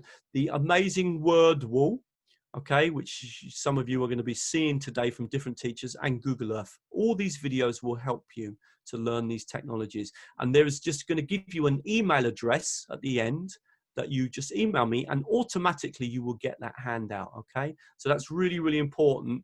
And the other thing is, just to say to you at this moment, I know obviously a lot of you do know my work, but if you don't, then please, all you need to do is come over to teachertrainingvideos.com. okay, that's the website that I run. I'll put the link in a minute. teachertrainingvideos.com, and you've just basically got videos. These ones are great for teachers, and there's a complete training in word wall.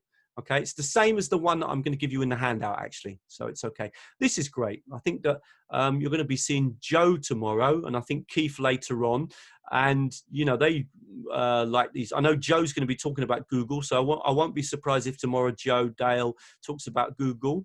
Flipboard, this one is fabulous. I'm going to show you this in a minute. So this is a great place to come on my website, and all the videos are free. So if you want to learn Mentimeter, or you want to use Padlet, or you want to learn more about hybrid, you want Google Earth and Zoom, how they work together, you've got videos here. And then you've got all the different topics here along the front on the top here. If you want to follow me, you can subscribe to the YouTube channel. There's like 52,000 subscribers now. It's really popular. Or probably the best thing to do really is to sign up to the newsletter. If you sign up to the newsletter, you get all the new videos, the blog posts, etc., etc. And it's all free. There's no tricks. All the videos on the website that I provide here and on the YouTube channel, they're all free. Okay, so just in case you didn't know me and you didn't know about my work, what I do is I make videos to show teachers how to use all the technologies. So literally, if you go and watch one of these videos, what you're actually going to see, okay, obviously there's all what, yeah, is me. Hi, this is. And then if we kind of go through it, you're going to A literally really see me simple showing one you first, which is exactly how to use word wall and what you need to do, etc., etc. Okay, so the videos, and you can always watch them full screen. That's what the videos do. They take you through step by step how to use these technologies, so you learn them really well. Now, I'm going to show you something else. So going to close down Socrative. One final thing about Socrative is that you do have these really useful reports, okay, that give you a breakdown of the marks of the students and what they got. And yeah, I can see that here. So I can always look and see, right, I really need to teach question number 6. I really need to teach question number 3. I really need to teach question number 13. I get a complete breakdown of the marks and who got their answers right and wrong. Really useful. And I can turn off the names if I want to hide the names or even hide the answers. Okay, that's Socrative. Going to show you something lovely now. Really, really nice technology to finish with. Many of you are often don't realize that, you know, some of the simplest technologies are the absolute easiest to use and a lot of fun. And this one here, they don't come much easier than this. A lot of the time, we want to do audio recordings or get our students to do audio recordings. And one option is to use a technology like this, onlinevoicerecorder.com. This really is such a simple tech. And there's only one thing you need to do this. You need a Gmail account, okay? That's the only thing you need to do this. If you've got a Gmail account, you can make use of this. Now, the great thing about this technology is that you could put the recordings into a Google form and then turn it into a listening comprehension. Okay, I'm going to kind of take you through the process as a kind of final little thing. So if I click here, okay, on this button here, and I can just check that I'm connected to the right microphone. So I'm going to move my microphone to my webcam microphone because I'm talking to you through my other microphone. So now I'm just going to click on this button here. Testing, testing, testing. Russell Stannard. I run a website called teachertrainingvideos.com, and I also work at university in London. I'm going to just pause and carry on. And basically, in my free time, I like playing football and blah, blah, blah, blah, blah. Okay, finish my recording. I just click on that button. Recording done. Now I can even play the recording back. Let me just make sure that you can actually hear. You can. I'm going to play the recording back. Testing, testing, testing. Russell Stannard. I run a website called teachertrainingvideos.com. It's really simple. I can even edit it. I can even sort of say, right, I don't want that bit there because it says testing, testing, testing. I'm just going to chop that off. I'm going to start from here. Stannard. I run a website called teachertrainingvideos.com. Right, I might move that just back a little bit. All right. So I can even edit. Once I've done that, all I need to do is click on this button here, save. Okay. Now, if I click on save, that will be saved directly into your downloads. So one thing you do need to understand is where is your download folder. When you download something from your computer, it should always be saved in one place. So in my case, because I'm using Google Chrome, I can actually click it open and say show in folder. And I can see now that that recording's done. And the only thing I'm going to do is going to click on that recording, right? And I'm going to rename it just so that it's got a clear name. I'm going to call this Lithuania test. All right. That's all I'm going to do. Now, the only important thing, once you've done a recording, to really be able to work with it with your students, is for you now to put that into your Google Drive. When you have a Google account, and I know that Joe's going to be doing more work on this, but when you have a Google account, all right, I'll try not to get too technical, but when you have a Google account, so if I just quickly go to my Google account, okay, you have what's called a Google Drive. That's like some space on the internet to save all your stuff. And all I need to do is drop that recording into my Google Drive, and then I can share it easily with other students, etc. So all I'm going to do now is I'm going to open up that other window. I'm going to make that window half the size. I'm going to open up that other window from my downloads. There it is. All right. And all I literally need to do in this case, all right, is drag that recording into my Google Drive, and I just let it go. Okay, and once I've dragged in my recording into my Google Drive, that will be saved in my Google Drive. Simple as that. So now I've got that recording in my Google Drive, and that means that I can now share that with my students. And if I just come up here just a little way, let me just see if I actually, I don't know if I did successfully drag it in there for 1 second. So let me just quickly do that. I know sometimes, let me just make sure I'm screen sharing the same thing with you. Yes, you can see me. I'm just going to drag that in again, guys. I might not actually dragged it in properly. Sometimes it's tricky when I'm doing various things at the same time. Let me just make sure. All right. Yeah, it's definitely gone in this time. All right. So I've just dragged it in. I just have to, that's all I need to do. And it's very quick, because that audio recorder is super, super simple, okay? It really is a quick audio recorder. Now I can see that that recording is on the screen. Now look at this. I could click now on that recording, and I'm going to right click, and I'm going to copy get link. Just that. Just I've put the recording into my Google Drive. I right click, I click get link. Now all I need to do is copy that link. Okay, I'm going to allow this one here, anyone with the link. All right, I'm just going to click a copy link, and now I could put that into a Google form. So I could create a Google form, and I've actually got one here just to show you. All right, where I simply put the link at the top to the audio file, and then I add my questions underneath. And suddenly I can use Google Forms for doing a listening comprehension. If I was to preview this, you'll see that the student has got the Google form here, and they click, and that will open up that recording. And this is one I did earlier, and I can click and play it. Stannard, and I run a website called teachertrainingvideos.com, and my website provides. Okay, it's simple as that. And then I can obviously close that down and open up and answer the questions. Okay, put my answers in and then submit. Just a simple bit of knowledge like that will really take you a long, long way in terms of the things that you could do. Now, I'm just going to take that a little bit further. If you had an account for your whole class, so if you created a Google account for the whole class, another possibility, and it would take a little bit of training of your students, would be that your students could come on to this system. Okay, I'm going to click on save because we finished that. Sorry, we finished that one. So we're going to do a new one. So your students in theory could come on here. They could just, all they need to do is click on that button. I am doing an introduction about myself. Blah, blah, blah, blah, blah, blah, blah, blah, blah, blah. Okay, so the students could be doing an introduction. I was going to actually practice my Polish then, but jestem z Anglii. Mówię trochę po polsku, bo uczę się polskiego teraz. Mówić polskiego jest to bardzo trudne. I happen to be learning Polish at the moment, but it's killing me. So I've just done a bit of practice in Polish. I've done my recording. I saved that. And then I could simply go to the showing folder, and I need to tell my teacher that this is from me. So I'm going to rename it Russell's exercise. And now I could drop that into the class Google account. And I could collect together. I could even make a folder, couldn't I? So I could come onto my G Drive, all right?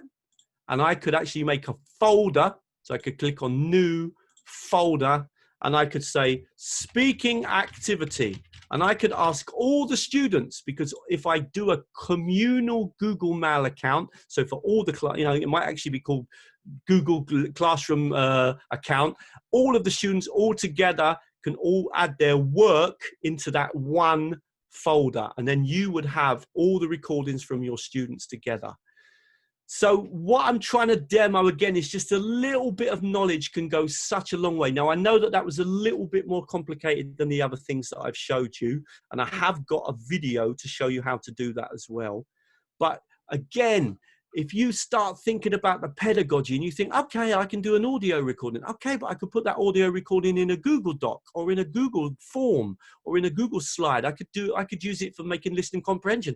Okay, I could get my students to do recordings. Okay, and one thing about that technology that I showed you is that the recordings are in an MP3 file format. That's a really small file format.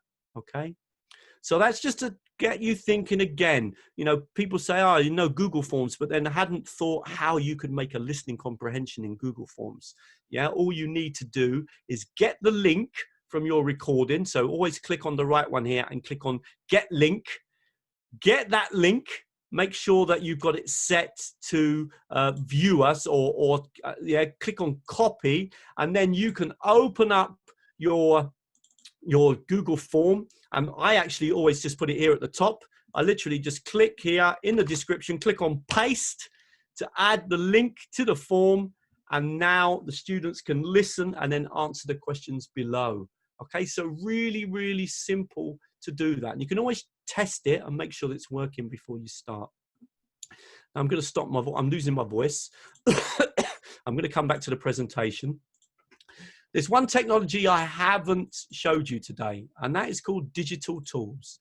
And I'm going to leave that to the handout, okay, because it's in the handout anyway.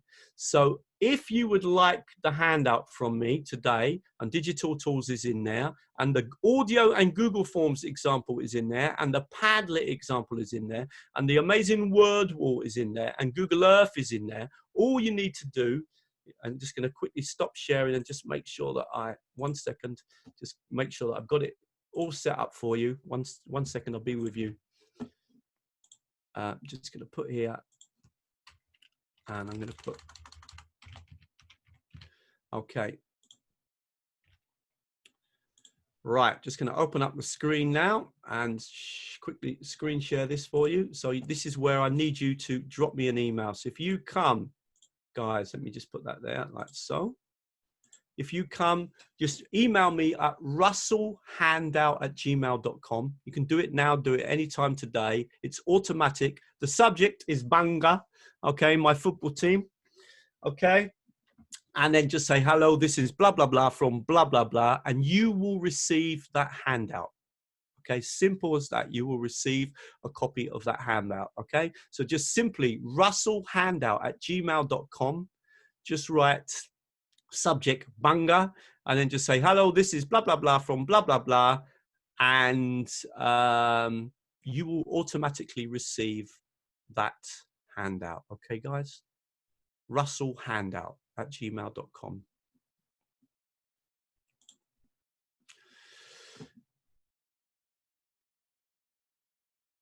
No, you can use, great question. You can use the recording anything. Once you've made that recording, okay, and you've dropped it into your G drive, and as long as you set it to anyone with the link can play it, then it will work. Okay, you're literally kind of having an audio file that's on the internet that you can then share around lots of different things. Lovely question. Okay. Okay.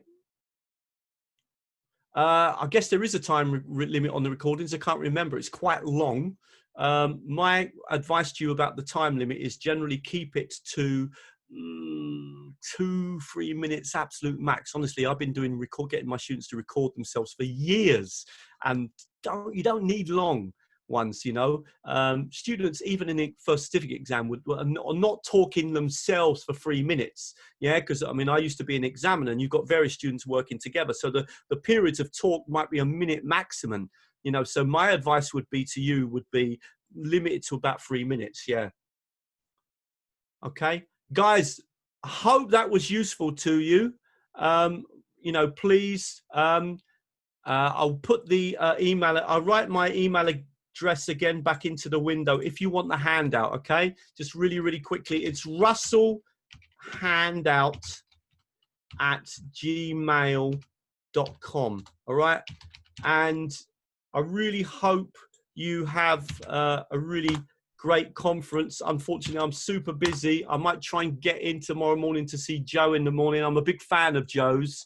Joe's a real inspiration. So hopefully you've got another good talk on tomorrow.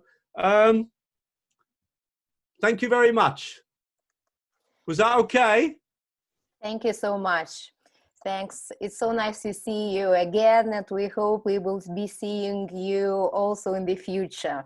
Russell, just thank you so much for your knowledge, energy, and great things that you are sharing with us just here in Lithuania. So now I think that for everybody, it's high time to grab a cup of coffee or even a small maybe snack. Let's get a break of 15 minutes. Now we have 11:45. So can we meet at 12 o'clock sharp, just there to go into the second part of our today's program, to hear more ideas, as Russell said, related to pedagogy. Okay, so now I am pausing the recording for a break. Let's meet sharp 12 o'clock.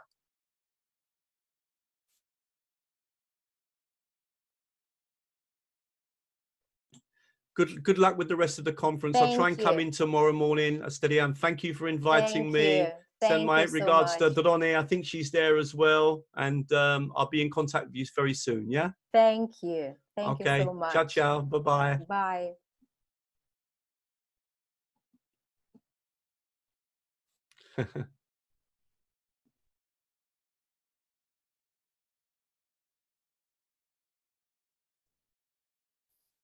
So hello once again. Welcome to the second part, and let's start. I hope that you grabbed a cup of coffee. You may also watch and listen and drink, even may have a lunch if you want to, and let's go. So now I will be starting sharing my screen also once again. And now we are moving on to some details regarding our teacher training program, Technology in the Classroom, which was led by Byne from Great Britain. And we will move on to this part by watching and listening to his overview. So now just a second, I will come back to the slide. And now watch, listen, and just enjoy what happened during. Hello there, everyone. My name's Keith Byne, and recently we did a course called Technology in the Classroom over there in Lithuania. I hope you're having a great day. And what I'd like to do now is to describe a little bit about what we did during the course. So the course was originally planned to take place during the summer holidays, but for various reasons it didn't happen that way, and we ended up doing it in September and some parts of October. So let me first give thanks to the people that helped me in working out how to do it. Let me first say thank you to Astarija and her team for all of the support and advice, the collaboration that was given during the course. It was truly a joint effort, and I think that it was something that helped us all learn quite a lot during the period of time that we were doing the course together. We had to be quite reactive to the needs of our participants during the course. In previous years, the course had been held on location and was a completely different thing, with a week's work altogether during the summer holidays. This year, the course was online due to the pandemic, and it was a completely different affair. We had to arrange it in a completely new way. Normally, the course was held during the summer holidays, so this time it ended up being in the first part of the term, which meant that the teachers were under a great deal of stress in order to get their school terms going, and we had to be able to accommodate them in their needs and be able to work out how to make everything work together so that we could still deliver the course but not overstress the teachers, who were obviously very, very busy outside of the time that they were working with us. We decided to adapt the course. Normally, participants have a presentation period, normally in the morning, an hour and a half in the morning, and then they had an afternoon period where they could work on their own and produce workshops using the material that they had heard during the morning. This time, I think it was necessary that we needed to extend the live period of the sessions, so that what we could do was build in to the live session the workshops that needed to be carried out, so that the teachers could have the support they needed while they were working, and they could always come out of the rooms they were working in and ask for advice at any time during that period of time. So in that way, what we were trying to do was to make sure that they were looked after during the whole period of the time while they were doing the session. We also needed to think very, very carefully about the information flow, the way we could pass information to the students about the sessions, because there were obviously some occasions where some students or some participants couldn't actually come into the live sessions because they had other things that they had to do at the time. So we needed to first organise a platform that we could use. In this case, we used Edmodo, which is a great platform for sharing information. The information that was posted in every session was made available to the teachers in that way. The sessions were also completely recorded, and the recordings were posted onto YouTube. Then the link for the YouTube recordings was given to the teachers via Edmodo, so that during the course they had recordings of each and every session complete, so that if they missed one, they could always go back and see it. Apart from that, this means that this complete course is also recorded for those people, and they can go back and see it on Edmodo, which will remain available to them for a good couple of months yet. So if they need to refresh their memory about any part of the course, they can always go back and see that particular session and cover what they saw all over again. No problem at all. So it was all a matter of making sure that the information that was given during the course was stored in some way and would be permanently available to the participants during the course and after the course's termination, which is still true. So that part of it worked very, very well. During the course, I really set myself 4 challenges. The first one was being able to order the presentations so that nothing depended on tools that hadn't been shown yet. The order of the presentation was really, really important because, you know, we needed to set up a base from which we could work, and that's where we had the platform and the Zoom interface. And then what we needed to be able to do was build upon that and add more to it step by step, without having to run into the problem of trying to teach something that depended on a technology that hadn't been shown yet. So that was the first challenge for me. The second challenge was being able to describe the philosophies and the techniques that were being employed as something useful, not something that was completely abstract. It's very, very easy to get trapped into describing the techniques, things like blended learning, flipping the classroom, and they become abstract concepts. But to be honest, they have a really, really strong relationship to the way in which you choose the tools that you're using and how you use them in the classroom, whether you use them before the session, during the session, or after the session. So they had a really, really important relationship that I wanted to make clear. The third point was to be able to describe the technologies in a context of an activity so that the participants could see that it was actually something useful. We could show a real activity that could then be transcribed directly into the classroom so that the teachers could have something very, very useful for the next day. I really wanted to get the teachers to be able to share activities and to be able to have different ideas about how they could use the tools so that they could really make the most out of them in a practical sense so that they could be used in not just one class but many classes to come. And finally, I really wanted to pick up the correct tools because there are literally hundreds out there, and I can tell you that, for example, when I was looking at a particular tool that was intended to create something so simple as a cloze test, I actually ended up looking at about 15 different websites before I decided on the one tool that I considered to be the most useful one for the students, so that they could actually, the participants in the sessions could even show their students in the classrooms how to make cloze tests for each other. So the particular tool that was being chosen was very, very important to me because I wanted to make sure that the tools were useful and not overly complicated.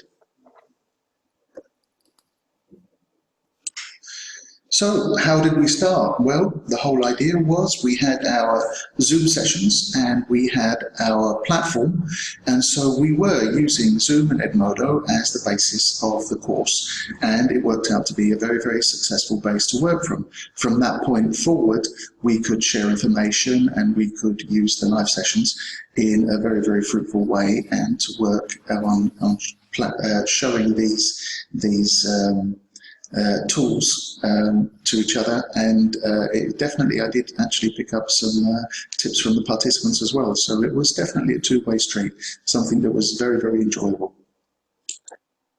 Once we had our base camp set up with Edmodo and Zoom, then we could start talking about theories and how to use them and organizing in terms of, for example, blended learning, the relationship with Bloom, the pre-session tasks, and what kind of skills would be needed to do them. So this really did affect what kind of activities and what kind of tools would be used before a session or during a session, or in fact after a session. So the theoretical side of how to use this new technology was also very present during the earlier sessions so that we could understand where and why we were doing things. From then on, we could really start mixing the tools around. We began to use things like Google Earth and screen recorders, mixing things together in order to make sure that we could create really interesting and engaging activities for the participants, learners in their classrooms. We also looked at new ways of finding vocabulary, taking that vocabulary in context and moving it into other tools that are available on the web so that you can find out exactly what they mean, you can change the context of the words, you can then rearrange the sentences and make them have new meanings, and later then you could translate them into other tools that would allow you to practice them and to really internalize the language. So the whole process of gathering vocabulary, not necessarily as single words, but definitely in terms of whole sentences, and being able to use those sentences in a meaningful way to gather language and to begin to really accelerate the process of being able to learn language was great fun, and I personally enjoyed it. And of course, this kind of activity links very solidly to autonomous learning, and to be able to actually pass over a little bit of the responsibility of your classes to your learners. Because, to be honest, there's a lot of people that are slaving away in their classes, and their learners sitting back, just relaxing, in a very passive sense, receiving the information, and that's really not the way forward. We've got to really activate our learners into becoming much more autonomous, much more responsible for their own learning, and this kind of activity really points that out to them, and it can actually be an enjoyable process where they begin to really take control of their own learning process, and I think that that can only be a positive move. Along the way, we also shared a great many very useful websites that have fantastic time-saving activities and also very useful activities for our learners. It was really enjoyable to be able to see the looks on some of the teachers' faces when they could see how easy some of these tools are to use, and how obviously useful they can be in class and outside of it. During the sessions, I hope my message did come through that for me, learning these different tools is really not enough. You know, just having a bunch of tools that you can use at any given moment isn't enough. You really need to know and to understand why you're using them, or when you're using them, and how you're using them, in order to use them efficiently and to be able to get the most out of every single piece of technology that we were using during the course. I think that being aware of what you're doing and spending just a little time thinking about how to use this stuff is a massively important part of the process of doing these courses. Being able to turn something that was used for one particular purpose in a session and turn it into something completely different for your own use is a brilliant thing to be able to do, and most important. And that's the reason why these courses can really benefit the individual teachers and their students, because it gives them the opportunity to really take a tool and learn how to use it in a variety of different ways. So now the course is finished. Well, you should be able to remember that we do have this opportunity to be able to find everything that is recorded on screen. It's all there in Edmodo for you to just pick up and use whenever you need to. So I hope you do come back and visit the sessions we did before and have a look at them again and make sure that you can use them.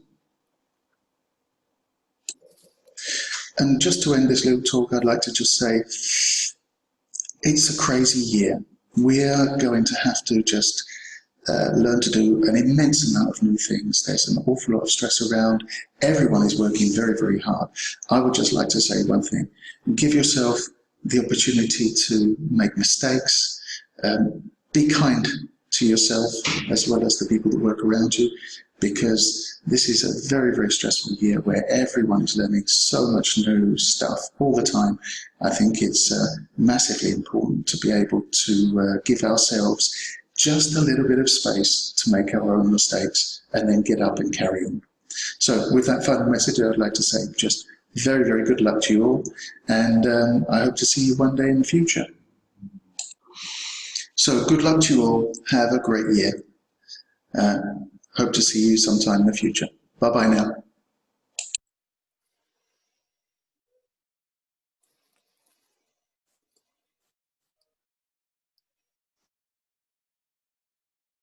Okay, so now we will move on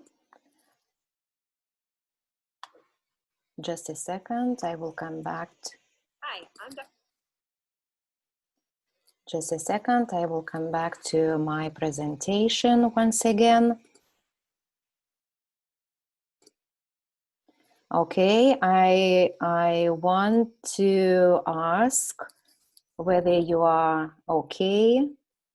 And I haven't checked whether Keith is with us now. Okay, if you are here, so maybe you can show up a little bit. I am looking just through the participants list. Yeah, Keith is here. Keith, are you here? Could you please show up a little bit, as we want to say huge thank you for your job, for your knowledge as well, and for almost 2 months, one month and a half. Keith, may unmute. Yes, you are muted. But there we go. Back. Oh, hello. Can you hear me now? Fantastic. Yes, you turned me on. You turned me on. Okay. There we are. Sorry. So now just before we go on your students' shows and showcases, because I think that you will be very much interested to see what your students have learned during your course, actually, and so that they can show to all the teachers whom we're having 237 at the moment. And I think there will be a number of teachers who will be watching recordings after the conference as well. So maybe several words. Absolutely. One of the things that I'm looking forward to is being able to steal your ideas. Just as Russell said, the way in which we use these tools is actually the important thing. So any of the teachers that came along to the sessions and are taking part today, showing their work, could show me something new. So I will be definitely reviewing the recordings of these sessions, although, you know, I have to run around like Russell. I'm very, very busy at the moment, but I'm going to be reviewing the recordings over the next few days, because I'm always interested in learning how to use a tool in a new way, how to engage the students. And I think this is a great opportunity where people can showcase their creativity. And that is by far much more important than the basic use of the tools. If you think of it this way, you can, I was shown when I was very, very young how to use a pencil. The things that I do with a pencil now are much more creative than the person who showed me how to use the pencil. So there is a difference between learning a tool and using the tool. And I'm really looking forward to see what the participants in my sessions can do with the tools that they've picked up. I think it's going to be great. And I expect to be able to steal your ideas and use them for myself in the future. Because this is always a sharing and two-way environment where the trainers receive as much as they give easily on every occasion. So I absolutely agree. That's something that I definitely want to do. So I don't want to use up too much of your time, because I know you've got a lot of people that you want to get on and to do the stuff. So let's get on and do that. Okay, thank you so much. Okay, And so now we are going to ask Agnė. Hello. Just a second, I want just even to show. Sorry, I can't find my presentation at the moment, but I will try to do that. Just a second.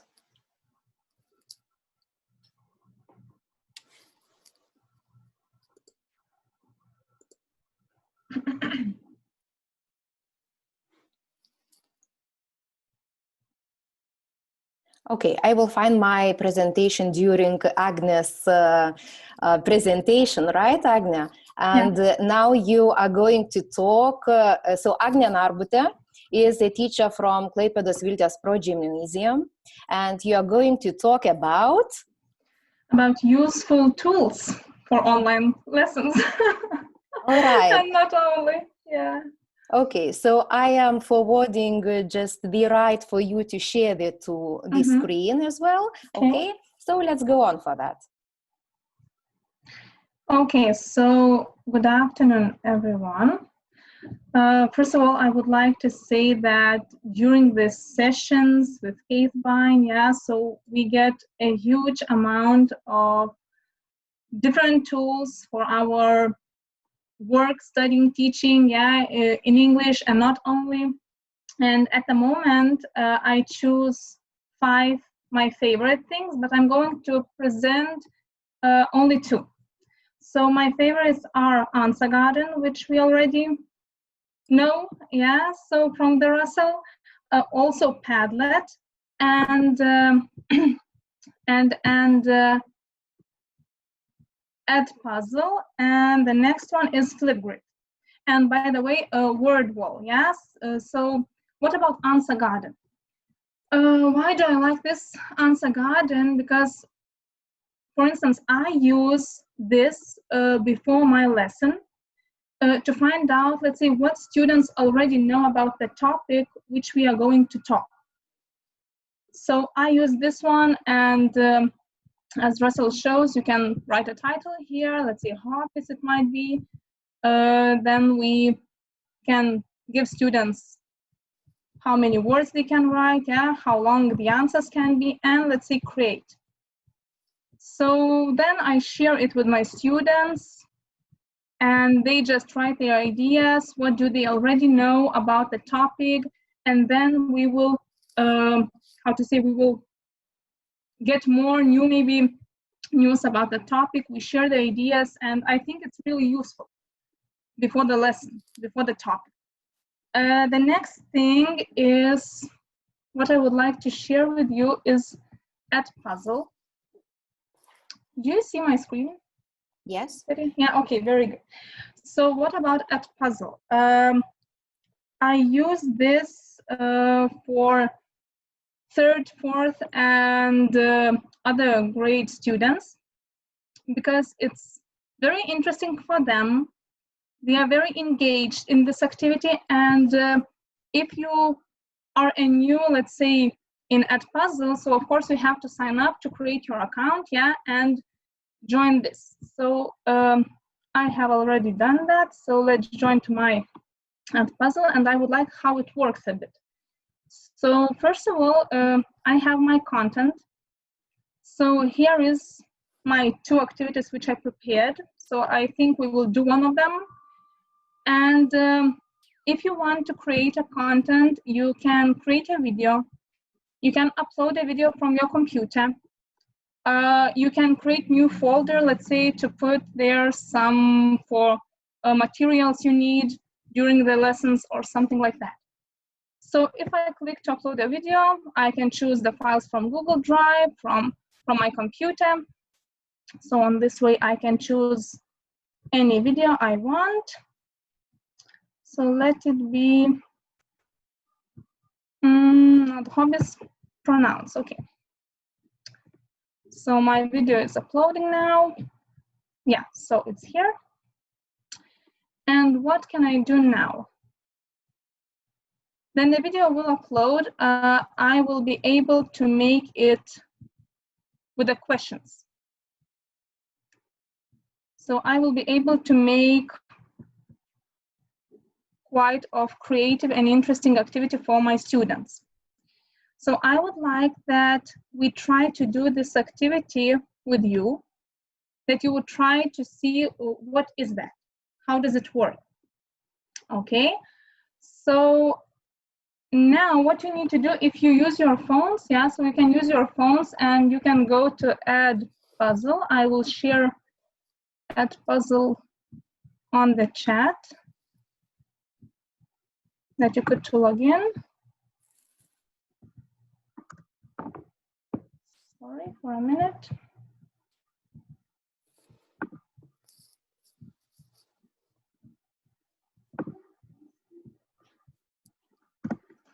So when you go to Edpuzzle, what you have to do, you have to click on Get Started.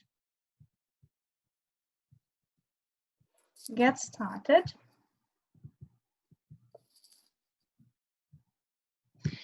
And there you should click on I'm a student. When you click on I am a student, you will have to log in with Google or sync up with Edpuzzle. So click to sign up with Edpuzzle. And now it asks you to write a class code. So I will give you a class code. But before that, I would like to put the activity to your class. So now I choose the activity, hobbies. Yeah, I click to assign, and our class is Technologies and Classroom. Yeah, so like that.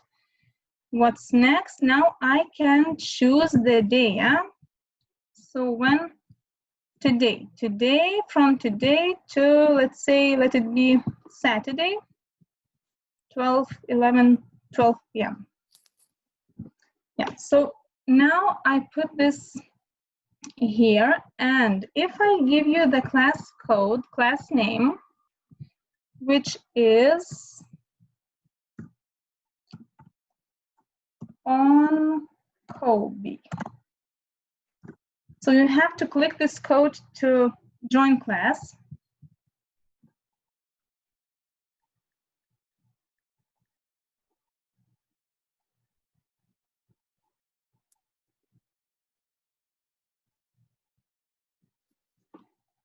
Then you have to write your name, last name, username, and password. So this is how you will create your account as a student.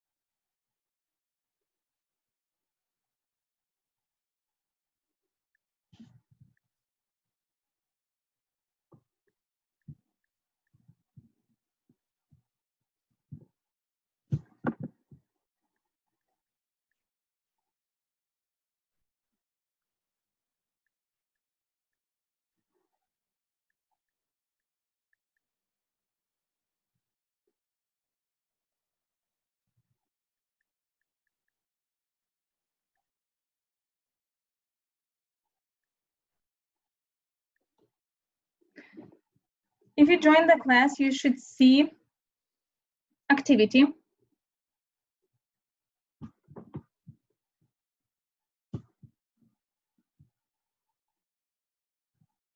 Okay, so I see we have a lot of students to join. Oh my God, it's amazing. It's very good. Yeah, so, and then what you have to do, you have to click on the video, on the activity, and watch the video. And during the video you're watching, you will get the questions. So you have to watch the video and answer the questions or choose the answers. Yeah, so let's try to do it now. Try to answer.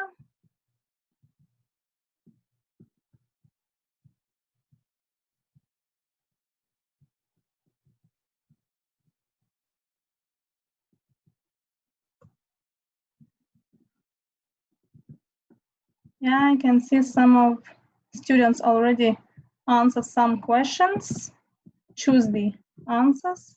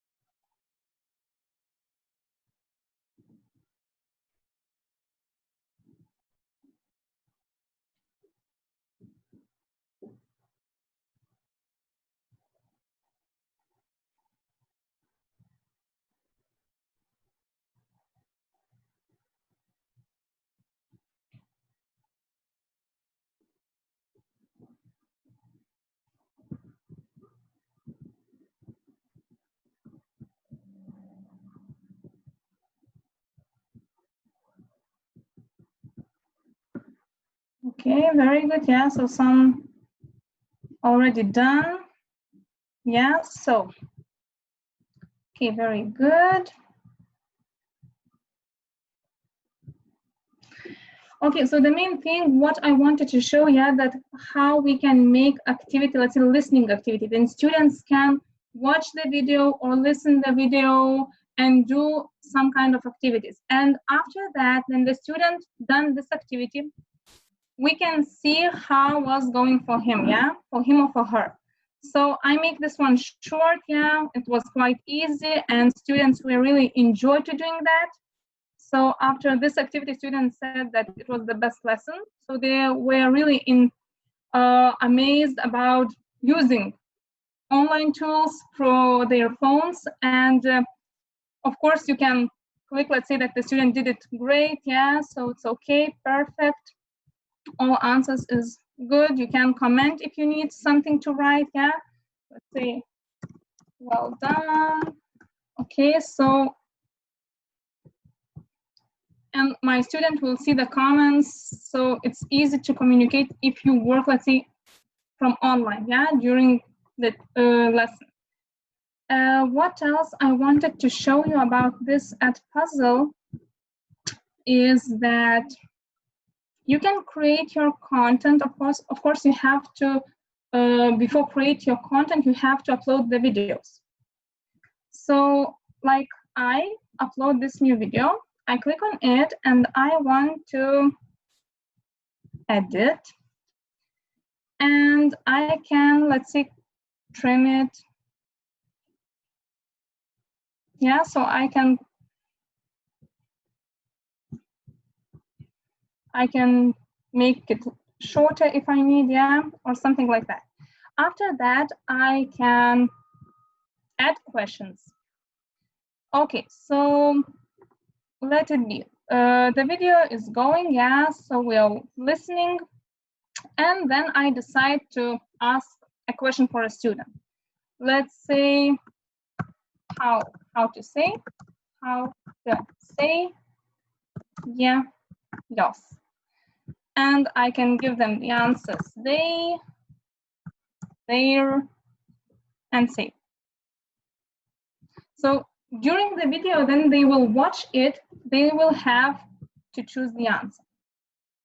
Also, I can put the question, let's say, in here, whatever I want. I can open-ended question, yeah? So I can ask some kind of question and the student will have to write the answer, to write his or her opinion. As well, what we can make some kind of notes if we need. Let's say you also can make a record, yeah, if you need, instead of writing. So everything works. Okay, so what's next? So yeah, it was the last thing what I wanted to show you. Okay, very good. Now let's finish. And here I have with the one question, my activity. So it's the only thing what I wanted to show how to create it. Yeah, so actually the most important thing is that you have to log in here and try to do it by yourself, because when you watch and you listen, it looks quite easy, but the first time always you will face with some kind of difficulties, because it's always look very easy, but it isn't. So you have to create your videos, you have to download them, put here, think questions. It's quite a great work, but when you did it and then students try it, believe me, it's a really great treasure for you and for students, because they really love it. I don't know how about other schools, but my students really enjoyed with this activity. And if you have maybe questions or something you want to ask me now, if you can ask, I would show you something more. So it would be short about it. So thank you, Asteria. Thank you so much, Agnė. You may react to her presentation, whether you see it useful just or not, or even just give a comment or any questions. Okay, if not, Then Agne, you can stop sharing if you can. Yeah. Okay. Yeah, I stop sharing my screen. We will pause a little bit. Okay. Okay. So maybe just if you have any questions or anything to comment about.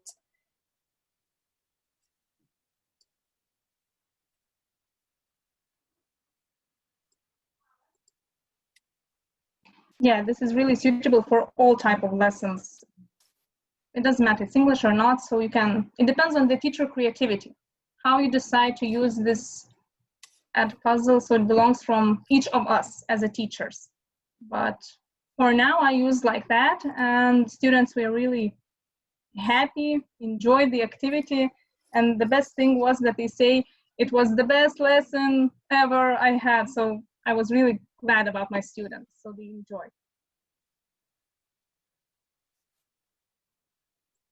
Thank you so much. Okay, anything else? Probably if not. Yeah, at the moment I'm having a little bit problem with sharing this screen. I think that my screen has disappeared somewhere.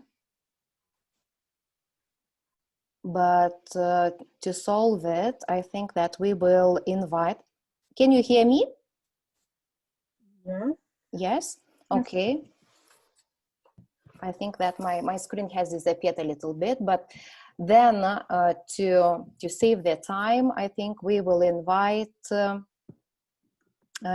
Aliulienė, who is going to speak about Screencast-o-matic for feedback. She is a teacher from Gargždų Gymnasium, and she's also quite a prof. I think that lots of teachers already know Giedra from about the things she's doing. She's also a fan of IT tools, in the same way as I am, probably, and most of you are becoming. So, Giedra, can you share your screen? I will try.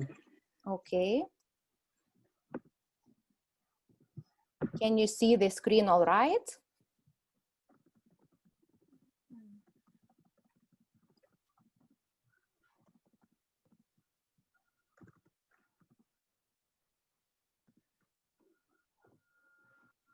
Yeah, we can see you. Excellent.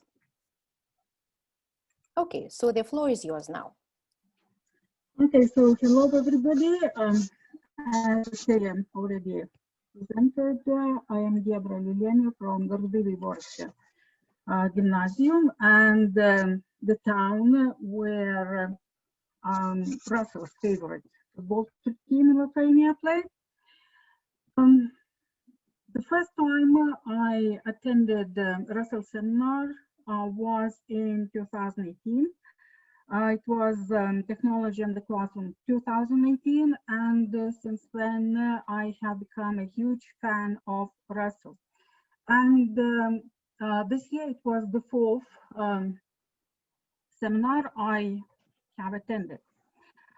And in that first seminar, Russell seminar that I attended, I learned so much, and I actually use almost everything what he taught us in 2018. And today I'd like to present only one tool that I learned almost 2 years ago. It's Screencast-o-matic. By the way, I use that puzzle also, and I use it not in the classroom, but I give homework to practice listening. And students get marks after they do 3 or 4 puzzle tasks. Screencast-o-matic. I use this tool for feedback in with my 3rd and 4th gymnasium classes students. How does this work? Usually for writing, we have two lessons. In the first lesson, they write the first draft, and they have the choice. They can write in their notebooks, as we have here, or they can use Edmodo and write directly into Edmodo message and then just send it to me. If they write in their notebooks, they photograph and again send me to Edmodo. After that, I do recordings. When I started, they lasted about 10 minutes. Now, I believe I have improved, and I managed to do under 5 minutes. And now I'd like you to just give an example, part of example, how this looks from students' view.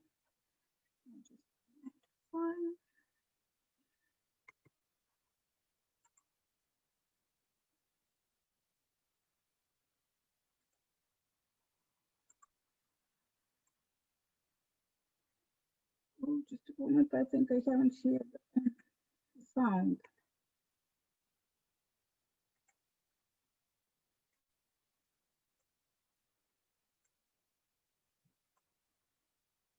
Okay, I hope it will work.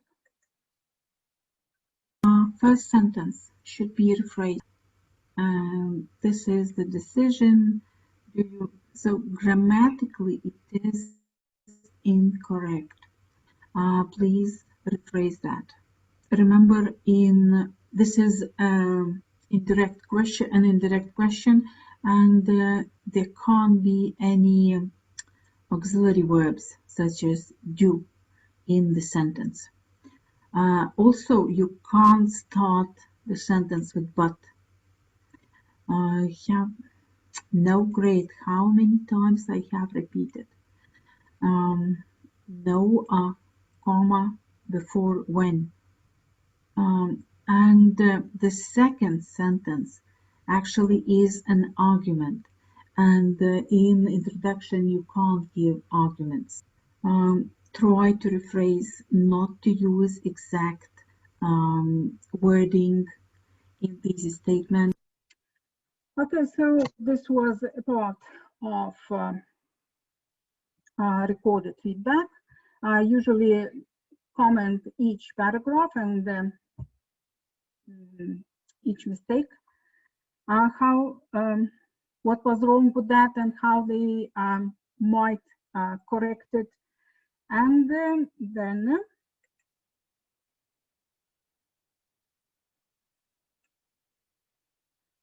back to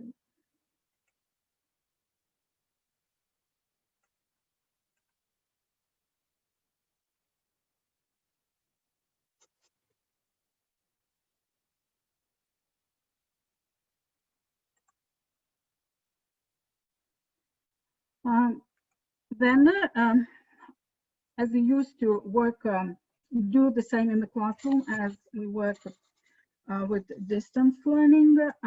They listen to the recording using their phones, and they write the second draft of the essay or the letter, because I'm doing that only with letters and essays, for exam, not any other kind.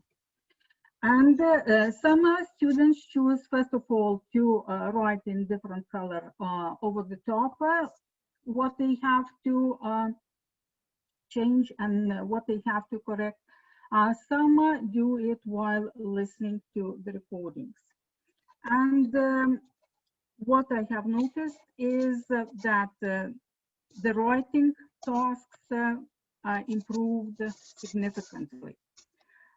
And if, for example, somebody isn't in the class and they send a bit later, their first question is, will you give me that recorded feedback? So now I'd like to very briefly present how to do these recordings. I will not use the internet because I'm working with Wi-Fi and it might be slow at times. So I will show in slides. This is it is a free tool, first of all, and you have to go to Screencast-o-matic.com, but I think it's not capital letter, the first one, and you will come to this screen. You can sign up, and I would recommend to sign up because then the tool itself, it downloads quicker, and you don't need to download it for every recording. And then you log in. Of course, you can get paid plans as well, but for what a student or a teacher basic needs, it's enough to use free recorder. Okay, so you log in or not log in. This is on the home page. So you click on start recording for free, and you have to wait until the tool is downloaded. Now, when you will know when it downloads when you see the frame. And everything what is inside the frame will be in your recording. So you can make it smaller, you make it larger, well, you can move it in any way to have everything what you want to be recorded inside this frame. Another thing that is possible to choose is what you want to be recorded. It can be recorded just a screen. You can have only webcam where your face will be shown only, or you can have a recording with both. This means that the screen will be shown and your face. A little picture of your face will be shown, and you can also choose where on the page you want your face to be put. Then very important it is to check microphone. When you start talking here, you should see flashing lights, green, and then it comes even to red ones. If you don't see flashing lights, it means that your voice isn't recorded. Then you click on this triangle and try to solve the problem. So when you have set here and here, you can start recording. So you just click on this red button, and it starts recording 1, 2, 3, and then it starts. You can choose a pencil. So draw and zoom. This when you move your cursor onto the pencil, this this box appears. And here, you again, as I said, you can choose. You can choose to write something, some text. You can choose whether it highlights and whether and how strong that highlight is, whether you can see what's written underneath or not. Also, how wide the highlighter itself is, and if you don't like what you have done, you can erase. I mean the pencil, what you have written with the pencil. So you record, you finish, and you click on done, and then you get something similar to this page. And what can you do then? You can listen to your recording, and if you don't like it at all, you can delete. Or if you believe that you need to redo it, you click on redo, and you have to record everything again from the beginning. But you also can edit, and then you don't need to record everything again. But about that I will speak a bit later. And here are the saving options. You can upload directly to Screencast-o-matic, and then you will be able to find online. Video file is on the computer. I wouldn't recommend to save on computer because the files are rather big, and well, you might not have enough space on your computer. Then you can click when you have options, and there are 3 lines with a plus. When you click on that, you see more options apart from video file and Screencast-o-matic. So you can choose one of them. Well, so you have chosen where you want this to be recorded. Well, this is about editing. So you can choose more, but I will not talk about that now. And so you have chosen where you want to be it to be recorded, and the screen appears, and then you have to remember that you should put a name, file name, because if you leave just recording with a number, then you will get lost when you need to find that file. And you click on publish. After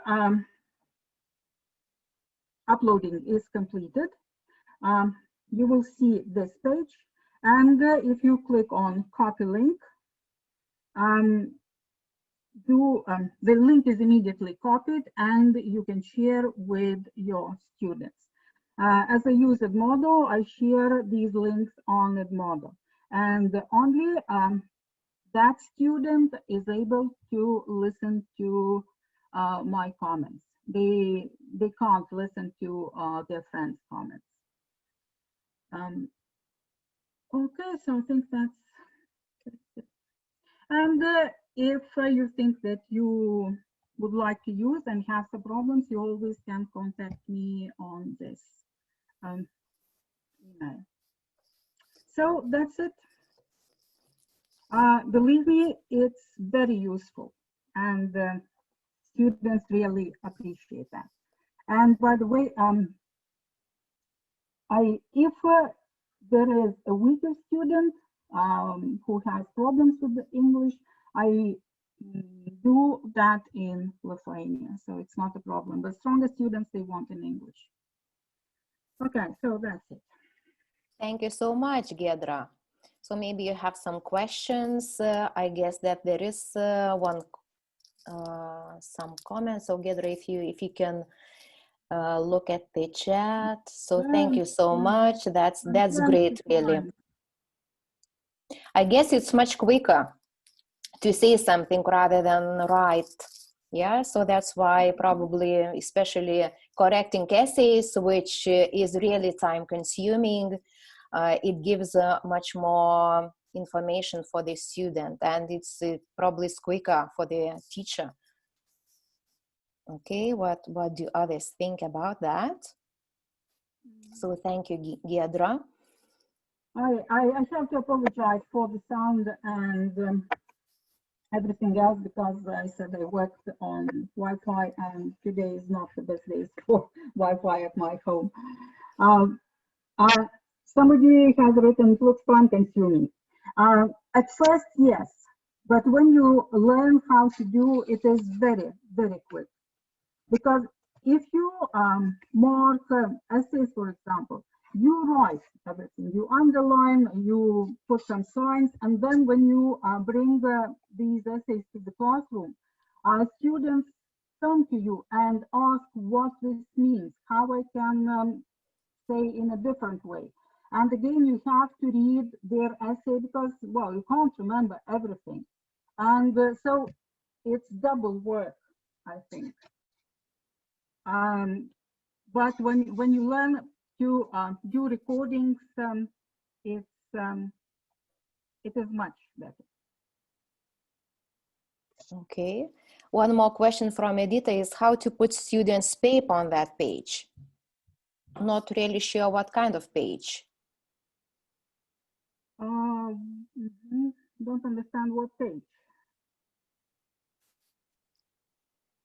I guess Giedra was showing just the essay, which was on the table, and you and Giedra just made a recording of that. Well, I get photos. They send me photos of their work. So students photograph, send me to Edmodo, and then I do it on computer.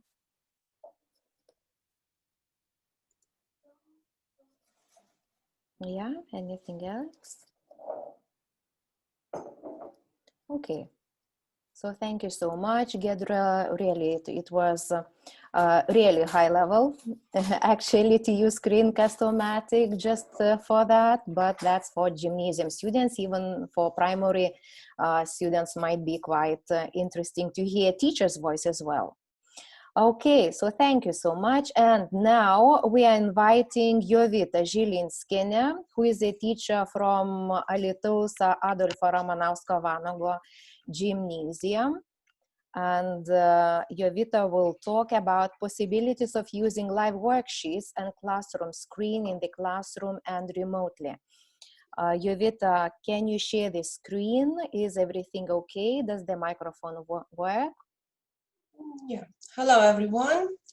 I suppose everything should be fine. Now, Asteria, just a question for you. How much time do I have? Because I see we are running late. So when do I have to stop? You take as much time as you can, because I think for all of us, all the ideas that all of you are sharing are quite useful and important for us. So we have time. We are a little bit just after our schedule, but don't worry. I think that everybody is taking their own time. Okay? Okay. So the floor is yours. Mm-hmm. Thank you. My topic is, consists of two parts, of two tools that I could share. That is, the shorter one could be classroomscreen.com, right? And the other one is liveworksheets.com. Those are, well, the tools that I use pretty often. And I just wonder, okay, I will probably start with Classroom Screen because it's just a bit more simple and I can present it shorter. Where is that? Okay, so I like this tool because it's really, everything is at your fingertips. I use a lot of those things in the class, but here you can find all the tools you actually need in the class to just quickly find. So Classroom Screen is convenient because you can get a couple of groups. Well, actually in a free version, you can have 3 groups. Sorry, Jovita, can you reshare your screen? Oh, okay, sorry. I'll do it one more time. Right. I add everything. Okay. So now probably yes. I should start it again. Right. So this is the tool that I use for grouping students, for example, or for setting the time for a task, or for inserting the comments that I need, and picking on the student who has to answer the question. Or, sorry, I just got lost somewhere. Okay, let's open the new screen here.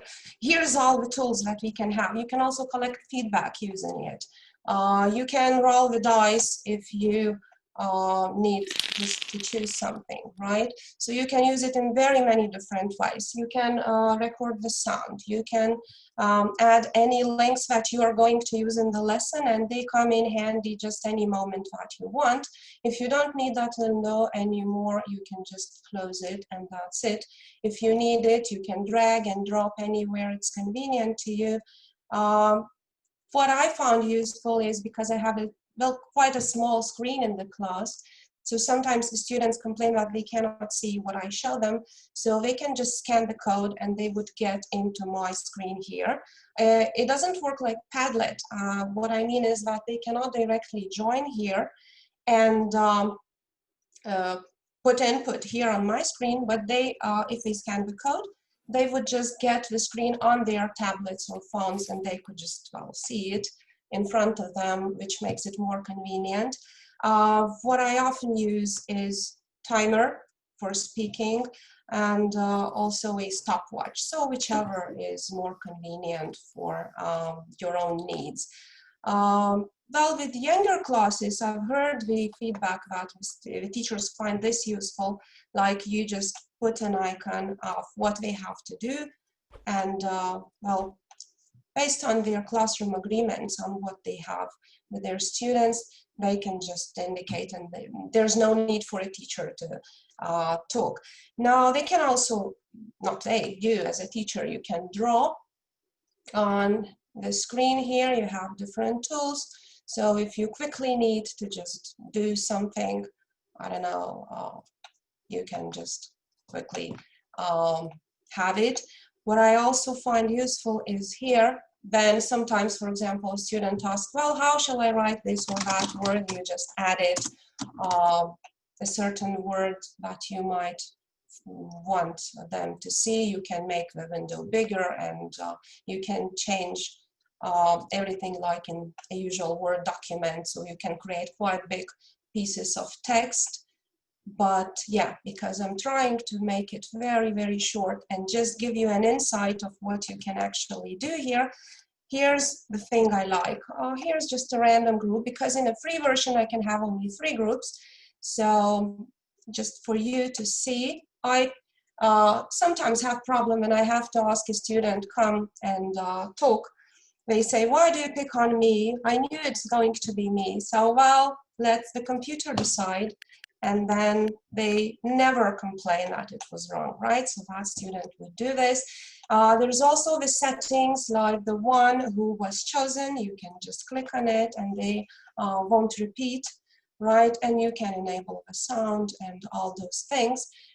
Just the same thing works with the group maker. I often use different random group makers, like I like super teacher tools as well, but this one is, like I said, very handy because you have everything at a very easy reach here. So let's just choose a different group. I want to put them in pairs or in small groups. I can decide because I know the number of students. Even if I don't know, like in this particular group, you see, if I put them in 2 groups, I would have 9 students in each. So I want like 6 groups, and I let the computer choose. I immediately get the groups, but I know that, well, for example, this student has special needs and those other are like also not too strong. I could just quickly drag and drop. I could rearrange the groups if I want. So, well, there's, okay, I just didn't manage. There's like pretty many of the options that you can do. What the makers of this program offer is the poll. Like, what do you think of today's lesson? And at the end of the lesson, they can vote. But what I find distracting is that they cannot do it directly and I cannot just see the result, because they all should come up to my computer and then click on the icon. So as a way out, you can put a tablet on the front desk, and once they leave the class, they just hit the face of how they felt, and well, once they leave.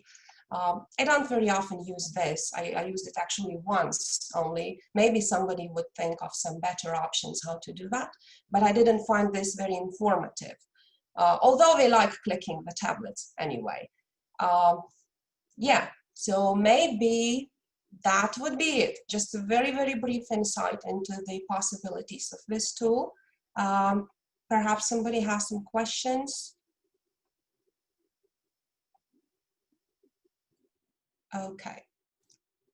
Should you have them, you're welcome to leave the comments right in the chat. I will try to answer them. And now the other tool that I pretty often use, and I really find it satisfying, is liveworksheets.com. Let me share the screen again. And it's this. again, I have no doubt that many of you are using that and doing that pretty much, probably even better than I can just briefly describe here. But just for those who don't know, of course, if you want to save yourself some time, you can use any of the worksheets that are already created, and you can choose based on the languages, on the subject. It's not only for language teachers. You can also you can find abundant materials for any subject. But talking about English, you can save yourself some time, because if you need a worksheet very quickly, you can use from the ones that other teachers created. Also, if that doesn't satisfy your needs, you can create your own. And yeah, on the left, here's the students access, which to be enabled, you have to create your groups of students. So probably that will be the first work that you want. Once you create the group, you can add the students, you can invite them, you can assign the workbooks and so on. Then you can see the group results, but of course after they do the work. So here's just a couple of my groups, and if you want to assign certain work for them, it's here's now this girl has 2 workbooks assigned for her, right? So once she opens her account, she will see that. She will open the workbook and she will see how much she has to do. In this case, these are not assigned yet. She can just freely do them in her free time. And once they do, I cannot see that button here now because I'm looking at it as a teacher, but here should be a finish button. Once they finish, I immediately get notified here, and I see the result and I see the time when they did that. And I can open the work. I can see what mistakes they made, right? And also sometimes what I find like a drawback of this site, for example, if they have to answer A, B, or C, they have to be very careful that those are capital letters in this case, because it's created like this. If they enter, there could be letters that are not capital, the computer probably won't recognize. So I always look through the work once again before giving them a grade. And then if I find some answers that the computer didn't count, I can change the grade. So I can just save the changes if I wanted to do that. If I find the work not satisfactory, I can give them an exercise to repeat. So, well, that's just an insight of how it works on the student side. The students often say that they forget the usernames, so it's very convenient here. You can just open, you do a print screen, you just send it to them in their group, like we use Teams, and they just have no excuse not to do the work. You can also have some restrictions in your worksheets. You can add the time when you want it to be done. You can add how many repetitions you allow. And okay, let me just see. Not the right way, but okay.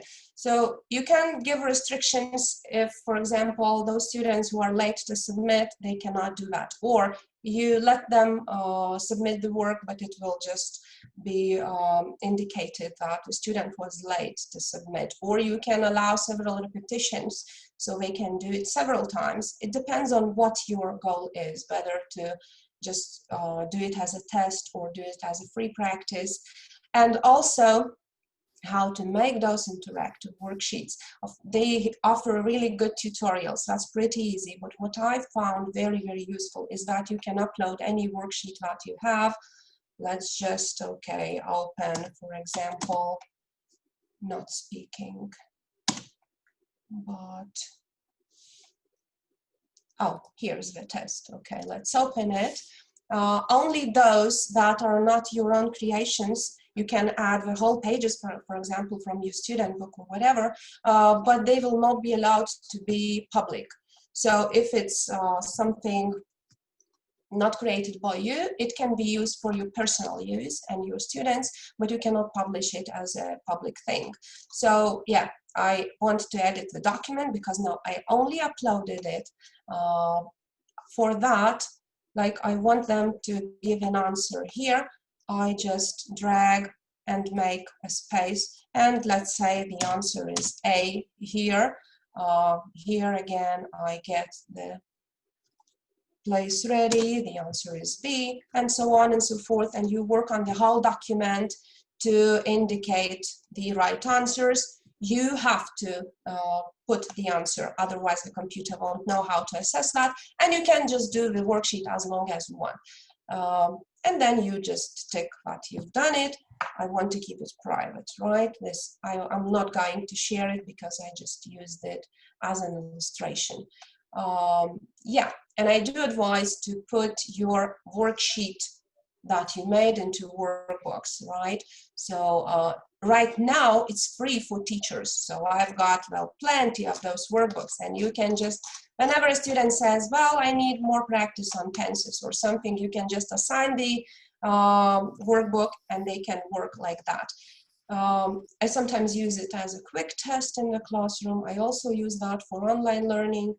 Well, the possibilities actually are endless, but you just have to be aware that the answers are limited. Like if it's an open question, you will not, it's mostly for testing and practicing, like listening, reading, where you have the answers like ABC, multiple choice, gap filling, sentence reordering, and something like that. Yeah, so probably this would be it. Any questions, comments, or I don't know. Yes, Evita, you may have a look at the chat if we have anything there. Can I ask? Agne would like to ask. Okay. I was now on the live worksheet and I was trying to find out how to put the worksheets to, let's say, my worksheets or workbooks, how to add from the search screen. I know. Also. Oh, yeah, I didn't show it. Thanks Yeah. for the comment. I will soon open it again. Okay. Do you see my screen now? Yes. Okay, so you go home, and then in the search button, let's just say FC reading. It's by the, oh, capital letters, let it be. Of course, they cannot find it. Yep, so I can just see the whole list of what I found. I want, for example, well, I like this one, right? I open it and I see that it's something that suits my needs. So on the top here, add to my workbooks, you can also download it and edit and upload as your own, just like I showed before that. You can embed, you can add to Google Classroom, which I also found useful because at first I used Google Classroom before the whole school moved to Teams. Yeah, and you can have it in favorite list. So if you want to add it to your workbooks, you must have workbooks created. I have FC reading, so I add it and add the worksheet to selected workbooks. What's good is that you can also keep it hidden. That means until the day of the test, for example, your students, even if you assign the whole workbook to them, they will not see it. So that's really something I find useful. And I didn't show, like, for example, okay, the same class again, assign workbooks, right? If I don't want every single student in the class to get that, if I want all the class, it's very easy. You just put a tick and you save the changes, right? But if I want some specific students to get that homework, I just click on their names and they get that if I save the changes, right? So that's also very convenient. And I can also see the results of the students. Okay. Anything else? Probably. It's easier when you ask. I just love working with live people. And yeah, hearing their question helps a lot at what might be useful for you. Here is one more question. What about 100 student limit? Yeah, they used to have that, but then it's not always that you use that. So I used to have those lists of students on a separate document. I would delete the group and then I would upload another group. It, of course, takes time, but, well, if you need that. Now they're free because they're offering their service, and you can just have as many worksheets as you want and as many workbooks as you want. So that's nice, but later on, I don't know, once they make it paid again, we will see. When there is a problem, there's a way out. Okay, thank you. And one more question. Should the students sign up? The students cannot sign up themselves. You have to create your students list. I can just very briefly again show you. Add a group, right? When you go to My Students, you add a group. Group is, well, teachers or something. And you see it here. Okay, here, and you just add the name, you add the username, and you add the password, right?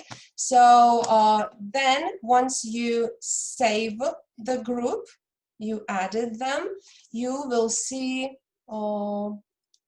something that I already showed you. Again, the same class, first B, and you can, like I said, you just print screen and you send it to them, or you can inform each of them privately, like your surname, your username is like that, your password is like that. So it depends on how the teacher uses that. Yeah, and group results, for example, right? That was really a good thing. The things that they have, this is my new group. Let me probably show you some older ones, maybe those ones. Yeah, and you see all the things they did and you see the results. So yeah, like it's quite informative. Right. Okay. Anything else? Thank you so much. And I guess there were a little bit more. Don't they limit the free users to 30 worksheets? I think you've already answered that, yeah? Yes, they used to, but now it's free. Yeah, and Indra asked, what do you mean hidden pages on the same worksheet? Yeah, if you hide a page, the students won't see it until you just tick to unhide, and then you can activate it. Like you can also set the time when assigning homework, you can set the time, but it has to be open from 9 o'clock tomorrow till 10 o'clock. And then no answers will be available for submission. You just won't accept them because the system won't let it. Yeah. So thank you so much. Jovita, I also want you to congratulate being the teacher of the champions at the brain battle organized by the Public Service Language Center. And we do hope you will go to the European Parliament. We can't wait. Yeah. So congratulations, actually. And also, as far as I know, you've been nominated also the Yes Teacher, right? Yes. Yes. So yeah, this year has been lucky for me. Congratulations for you and for successful work as well. So thank you so much for this presentation as well. All the best for you. And now we're inviting your colleague, Agnė Narbutė, from the same gymnasium, who will talk about Mentimeter and WordWall for presentations. Agnė, I can make you a co-host, but I guess that you named yourself as Agnė. Is that right?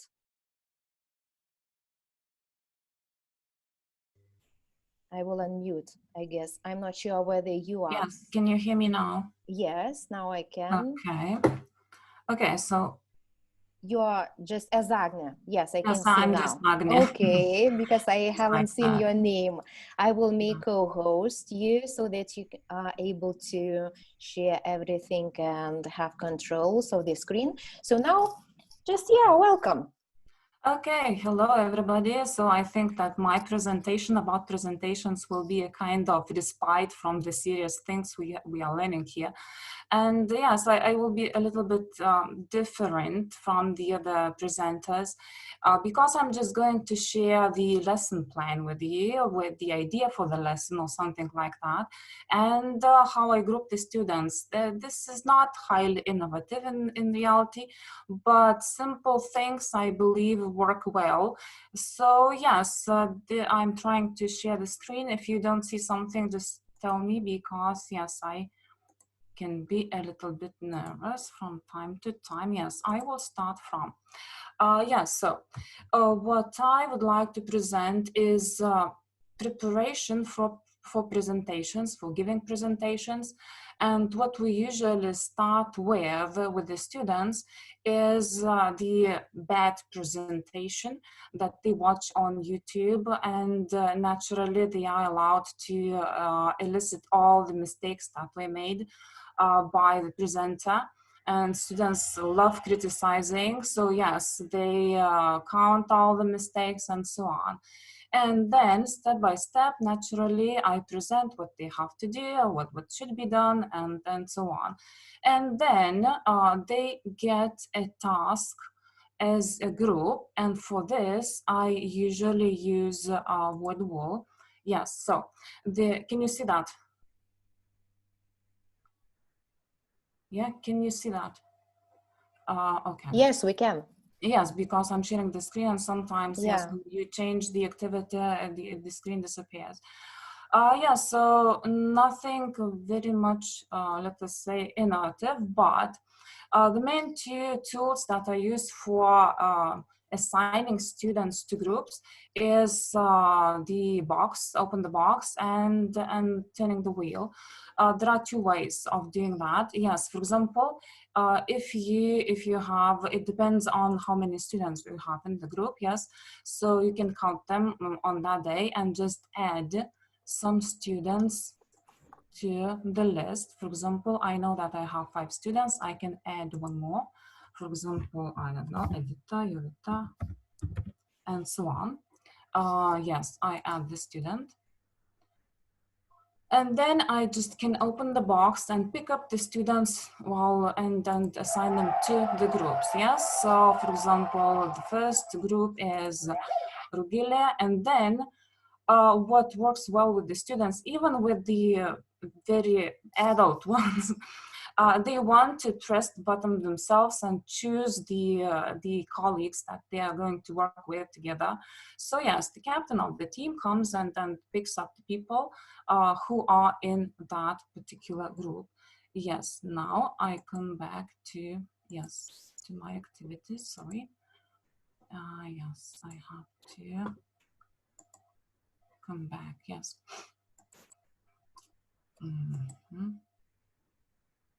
Copy of speaking. Okay, something. Okay, I had.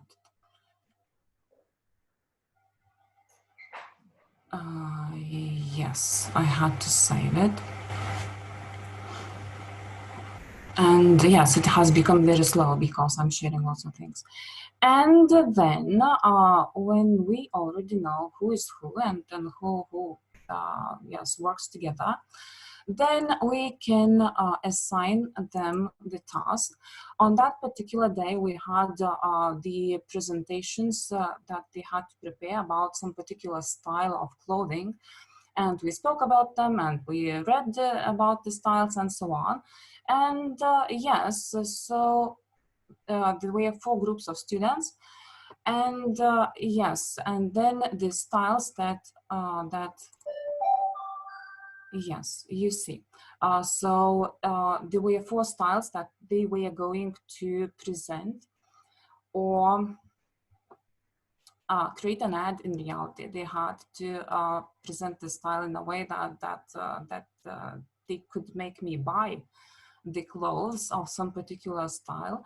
And yes, naturally, each group had the name of the group and so on. And then naturally, I spin the wheel. and the group gets, for example, military style, they like it or not.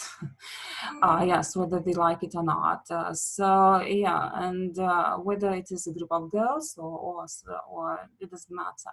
And then yes, they each group, yes, they can eliminate that and so on, and turn the wheel until the topics are over. Naturally, you can add more topics if you want to, so that you create the tension, or you can add exact number of styles or types of presentations that they want to get. And why does it work that well? I mean that they cannot choose. They cannot argue. They are just given the task from above, from the technology that they love so much, and they don't argue. Yes, they take it and they do it. So this is why it works well. And there's a kind of tension.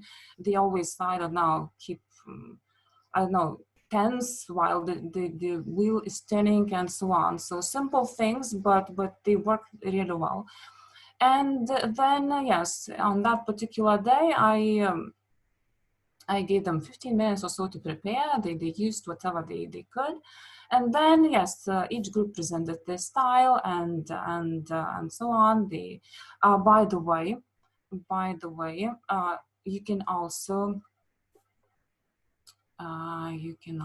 change. Yes, you can change the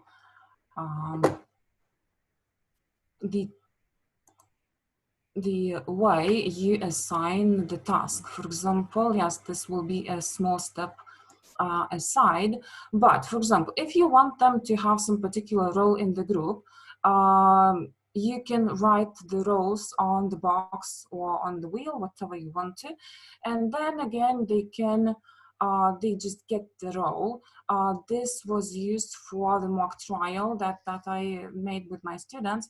And yes, there were lots of students in my group, so they just, well, they became, well, what they got, and that's it. Somebody was defense lawyer, somebody was defense witness, and so on and so forth. So they got the roles, and the same could be done with the presentations. So some of them, well, one of them could be the presenter, the other, well, the one who performs, let us say, shows the clothes or whatever. So if you want them to have some particular roles, naturally they can be given here as well. And the last thing that I would like to, yes, so after the students, well, they perform, they try to make whatever they could from that Roman style or whatever, yes, and try to make me buy the Roman style clothes because they are very good on the beach and so on. Yes, so what we can use for feedback, evaluation and so on, again, what we can have is to use Mentimeter and whatever presentation you choose. Yes, so for example, you choose, okay, can I go here? No, and then you can enter, yes, okay, new presentation, for example, best. You created. What you can choose is the way how you rank the presentations. Yes, if you had 4 teams, you will enter 4 teams and so on. And what you can choose is any range of everything. And I believe that you know them all, so I won't waste the time here. Usually what I prefer is ranking, and what we get is something like that. Something like that. Is that it? Yes, something like that. Yeah, so students are usually very creative with creating the names for the teams. So yes, and you see who we liked best and whom they seem as the best and so on. And this helps you when you are trying to assess what they have produced. Yes, so I believe that, yeah, this is just the idea for grouping the students and maybe the idea for the lesson and so on. And after the lesson, when they make presentations in groups, naturally they are assigned to make their own presentations. Yes, so if you have any questions, go ahead. Oh, thank you so much. The more ideas we have, the better. Yeah, okay, because sometimes we don't, yeah. It's so interesting to see how others use the same tool for any part in the lesson. Okay, let's have a look a little bit whether we have the questions. Vaida has mentioned that unfortunately only 3 slides are free in Mentimeter. Yes, that's true, but then I create another slide. Yes, and you have a set of slides. Yes, and the same code, yes, can be used. For example, if I have a kind of debate, yes, and have a question, and they vote who won, the opposition or proposition.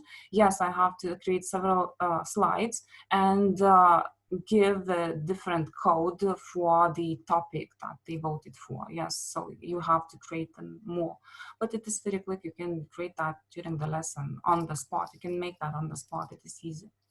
Okay, so which means that the more efficient we become, the better everything goes in the lesson as well.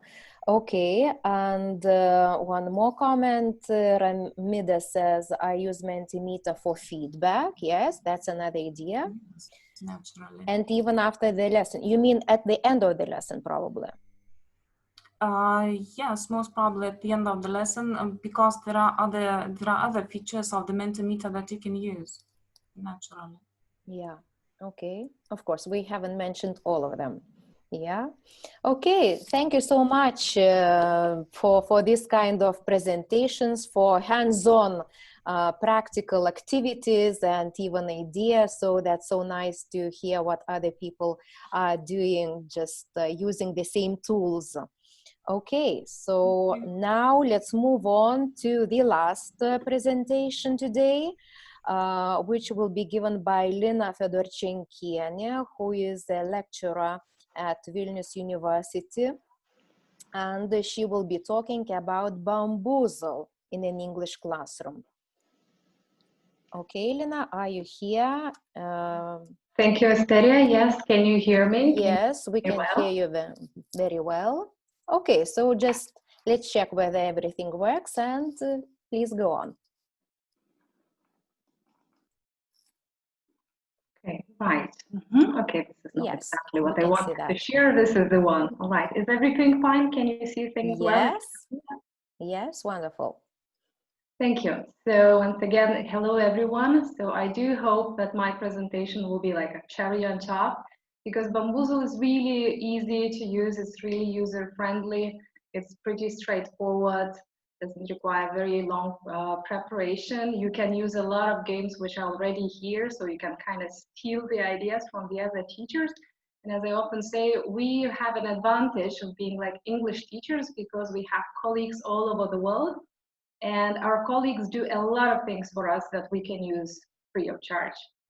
Okay, so why bamboozle? So that's a pretty new platform. It's been active for a few years only. I like this one because it, as I said, it's pretty straightforward and user-friendly. So you don't have to ask the students to sign in. You don't have to make any accounts for the students and so on and so forth. You only need one device to use this platform. So it's fully teacher controlled. So you can use it in the classroom, like live classroom, as well as you can use it in online classes. It's competitive, it's fun. At first, I thought that it's probably better to use for children because it's really animated and has lots of pictures in there. But then I tried it with some adults, like older students and adults, and they really appreciate it because it's pretty fun. Okay, and one more advantage is that actually the questions, okay, that you can ask your students, they could be of different nature. They could be closed questions when you will ask your students to answer very shortly, or they could be open. Let's say you can ask them to discuss something and so on and so forth. So first I'm going to just demonstrate some of the games that I created and just show the other possibilities. So as I mentioned, yeah, students don't have to be signed up here. I would just advise for the teachers to sign in so that you've got your own list of games that you could use. Say, okay, I'm going to just show you one which we created with my colleague when we had some event with translation, and students had to do some activities with translations. Okay, so I open up the game. So as I said, that's my example. Later I'll show you what else is available, what else you can find in store. So the options are, okay, so before playing the game, or let's say if you want to use this tool for teaching something, okay, so you can use the study mode. This is what it looks like. Okay, so you can show your students some questions and you can go through them together. Let's say there's a question here, okay, and we discuss it with students. Oh, I just forgot to mention what was this one was all about. So as I said, we used it for an event about translations, and one round that students had to do.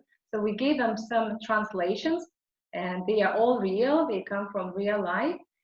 Somebody has translated something into English, but of course there are different mistakes there. Something to do with logic. Sometimes they were pretty funny. Okay, so just coming back again to the study mode, yes, that you can use first. So you show the questions to the students, you discuss the possible answers. Yes, if you just click here, so you would be given the correct answers. If you don't like this mode, because, well, this is pretty small, yes, okay, all the pictures and the text is pretty small, you can use it in the slideshow format. Okay, so just go on. So now it's bigger, yes, it's slideshow. So let's say there's a question. I say that, yes, we've seen such a sign somewhere in Barcelona hotel. So there was such a translation. What do you think was wrong with that? What did people actually mean? Yes, and you just discuss with your students. Well, okay, so that you just move on, okay, to the other slide. Okay, so if you don't want to do the practice, so you just want to use it immediately as a game, so let's go to the play mode. Okay, being a registered user, so you would be getting such options. If you sign up for, like, and you are willing to pay, I'm not sure how much actually it is, okay, but yes, you can use certain functions for free, and if you want to use an upgraded version, so you have to pay for it. Well, but even free mode is good enough, and you can really use it quite well in your classroom. So as you can see, I can have up to 4 teams. Okay, and since I have actually created this game with 16 questions, so they give me the options, like I can get 8 questions or 16 questions. Oh, sorry, 16, not 6. Okay, so I'm going to choose like 2 teams this time, and I will try all 16 questions. Now, there are 3 options, okay, how you can play this game. So if you press on this quiz only, so it's going to be like usual way. So the students will get the questions that they will have to answer, and then if they answer correctly, they are awarded with some points. If their answer is wrong, then they are not getting any points. Okay, there's another one. I just was wondering why it's called classic, because my idea of classic would be like just the way it is, like questions and answers and the points. But the classic option means that students are answering the questions, and in some cases they might be lucky or very unlucky, because they get some points for free or they lose some points. So this is kind of the fun of it, and if your children, if your students are competitive, so you might be really willing to try this classic mode, yeah, because it's fun, yes, okay. Sometimes even some unlucky students who don't know the answers, they can still get some points. However, just you have to be really careful, because once I was playing this game with this power-up mode, and some students lost about like 20 points, and then, you know, ultimately realized, okay, there are no chance, you know, for them to win, and they were really very upset about it. And well, after that, okay, for some time, I never chose this classic power-up mode, okay, just because of this, that some children, let's say, they're really upset and they say, Okay, so that's no chances to win. We don't want to play it anymore. Or that's not fair because we just lost some points because we were unlucky. But I'm just going to demonstrate, okay, what I mean, okay, with those power-ups. Okay, so how does it go? So yes, we are nearly ready to play the game. You can leave team 1, team 2 if you're fine with that, or here you can actually write the names. Oh, sorry, for some reason it doesn't want to do it. Yeah. So actually, yes, yesterday evening when I was getting ready for that, okay, so there was some technical issues with Bamboozle, and I was really I was like frustrated with that, okay, and they informed me that sorry, we're trying to fix things. Hopefully it's working soon. So this morning I just checked it again, everything was working, but now I can see something again is not as it should be. But okay, so normally here you can press and write the group name, the same here, but well, it won't let me now. Okay, so whatever. So how we play the game.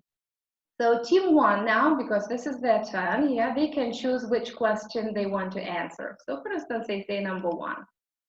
Okay, so that's what I mean by the power-ups. So yeah, the first attempt was not very lucky. This is a power-up, bam, they lose 20 points. Oops. Okay, it means yes, they go into the negative. So as I said, yes, you just have to be careful because you can't control the power-ups, okay, and sometimes they're really cruel. Like in this case, yeah, team 1 already lost 20 points. That might be really upsetting. Now it's team 2 turn, okay, say they choose number 11. Okay, there you go. So that's a question, okay, for them. So again, just to remind, so this was used for translation competition. So they get a question, yeah? So that was something written on a restaurant menu in Kaunas, like warm dessert with baked apples, okay? And I asked them, okay, can you see the problem in this translation? What's wrong there? Okay, so this is this open style question, yes, because they can talk and they tell you, we think, yes, okay, there's some misspelling in here, like warm dessert, this is not meant to be warm, but W-A. And then as a teacher, I have to press on check. And there you go. Yes, you're right. Okay, so warm dessert has to be spelled with letter A. Okay, yes. And if the students gave the correct answer, so I will be pressing on OK. And they are getting the first 5 points. Okay, let's try a few more times, okay, to show you what if students say don't give a correct answer. So again, team 1, it's your turn. Say they pick number 6. They get another question. Again, I say, so this is the one which is written in Indonesia, like catching chicken biceps. What's wrong? And they say, well, we have no idea, okay, or let's say they give the answer, but it's not satisfying. So let's just check the answer and say, well, it shouldn't be biceps, it should be wings. Sorry, guys, you didn't answer the question. Oops. So they didn't score anything. And it's not that they're losing the point, they just don't score. And this is how you go. So again, you keep like, okay, that's another power up. So team 2 has been very lucky today. Okay. Oh no, sorry, not lucky because they give 20 points, okay, to the other team. So that's nothing I can do, but okay, so they gave their points to another team. So team 1 is now doing better. And so on and so forth. Okay, so you play until the very end. Okay, this is how it goes. Well, so this game was created by me. Well, I haven't created a lot of games. I'm pretty lazy as a teacher. I really like using something which has been created by the others. So what you can do, so you go to the games option, and there you can find an awful lot of games created by other teachers. And as I can also see here, quite a few games on Halloween because something which is coming close. So these games, I consider some of these games here were created by the Bamboozle team because they are using such things, okay, which, well, ordinary teachers really not allowed to do, especially if you're using the free mode. I'm going to show you those in a minute, okay, but say we were studying the topic of food, and I'd like just to find some games there. So all I do, I just enter the keyword in there. And here are the options, okay, something which was created by the other teachers. So for instance, I kind of, well, that might be handy. Let's say I just check it out. Okay, if that suits me, I just go through. This was pretty nice, yeah, because the teacher is using like picture and just question what is it. So that would be suitable for maybe primary students. So again, you can do the same thing like I showed you. Yeah, you can use this study mode. Yes, like let's discuss with children. Okay, so first of all, let's study. What is what? Let's see, what's this? Okay, so you press on the answer. You get that this is Mango and so on. You can use the slideshow if you want bigger pictures. Okay, and then you can start playing the game. Okay, right. Well, yeah, just a few of the games on Halloween. So now you can see that actually we're updating this platform with new options. So it's not that questions will be like, what's this, or just like give some other type of answer. They can also be talking once, for example. Okay, just gonna show you this one quickly. Okay, let's take the quiz mode now. Let's say team one chooses the question. Okay, I don't remember, okay, if I switched on the sound for you, so did you hear that? Yeah, because the question was read, okay, to the public. I don't remember, I included the sound or didn't I? We can't hear the volume, the sound from the platform. You didn't, yeah? No. Okay, 1 second, let's try to share it again.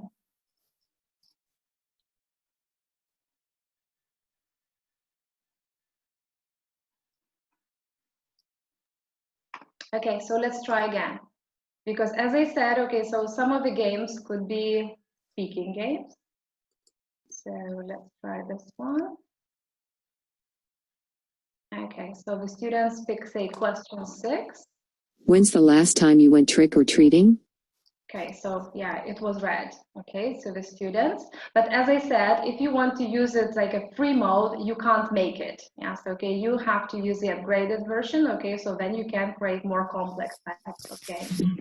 But what I like about Bamboozle, so okay, so it can ask a very short answer, like kind of closed questions. But that could be also some like discussion question. Yeah, when's the last time you went trick-or-treating? Okay, there's no correct answer here, so you can have it as a discussion. Students give the answer. Are you going this year? Okay, you can even add some more question. Okay, let's continue the discussion. If you're happy with the answer, you press on OK. Okay, let's try one more. What's the best Halloween costume you've ever seen? Okay, again, so they tell you the answer. Teacher, you should wear it. Okay, it's just additional comments. So you're not happy with the answer this time, you press on oops. Okay, so that's the way it goes. Okay, so you just try them. Okay, there's so many different games there. And there are different things. Let's see how you can make the questions. It could be, I've just seen one yesterday. Okay, so say unscrambling things. Okay, let's show you how it works. It's also a Halloween game. Again, let's say students get the question and it's just this unscramble. Yeah, what is it? It's a superhero. So just use your imagination and creativity. Okay, what kind of questions you're going to ask your students to do. Okay, so now here we come to this last part, like how to make the games then. Okay, so if let's say nothing fits your topic, your students, the levels and your needs, okay, so you can create the game yourself. So just go to the main page, home page, and there below there's a button which says make games. Okay, so I just press it. So far, there's no limit. At least I haven't seen any limitation on, let's say, how many games you can make, because as I said, it's pretty new platform. So probably they will allow you to use as many as you wish for some time. Yes, probably, okay, at some moment they will again start limiting it. Okay, so but now just use it because it's still possible. Okay, so let's say we have a topic about nature, about animals. Okay, so let's see how we're gonna make the game. It's really easy, it's pretty straightforward. Okay, so first I just need to put a title that is going to be about animals. they do ask to add a description.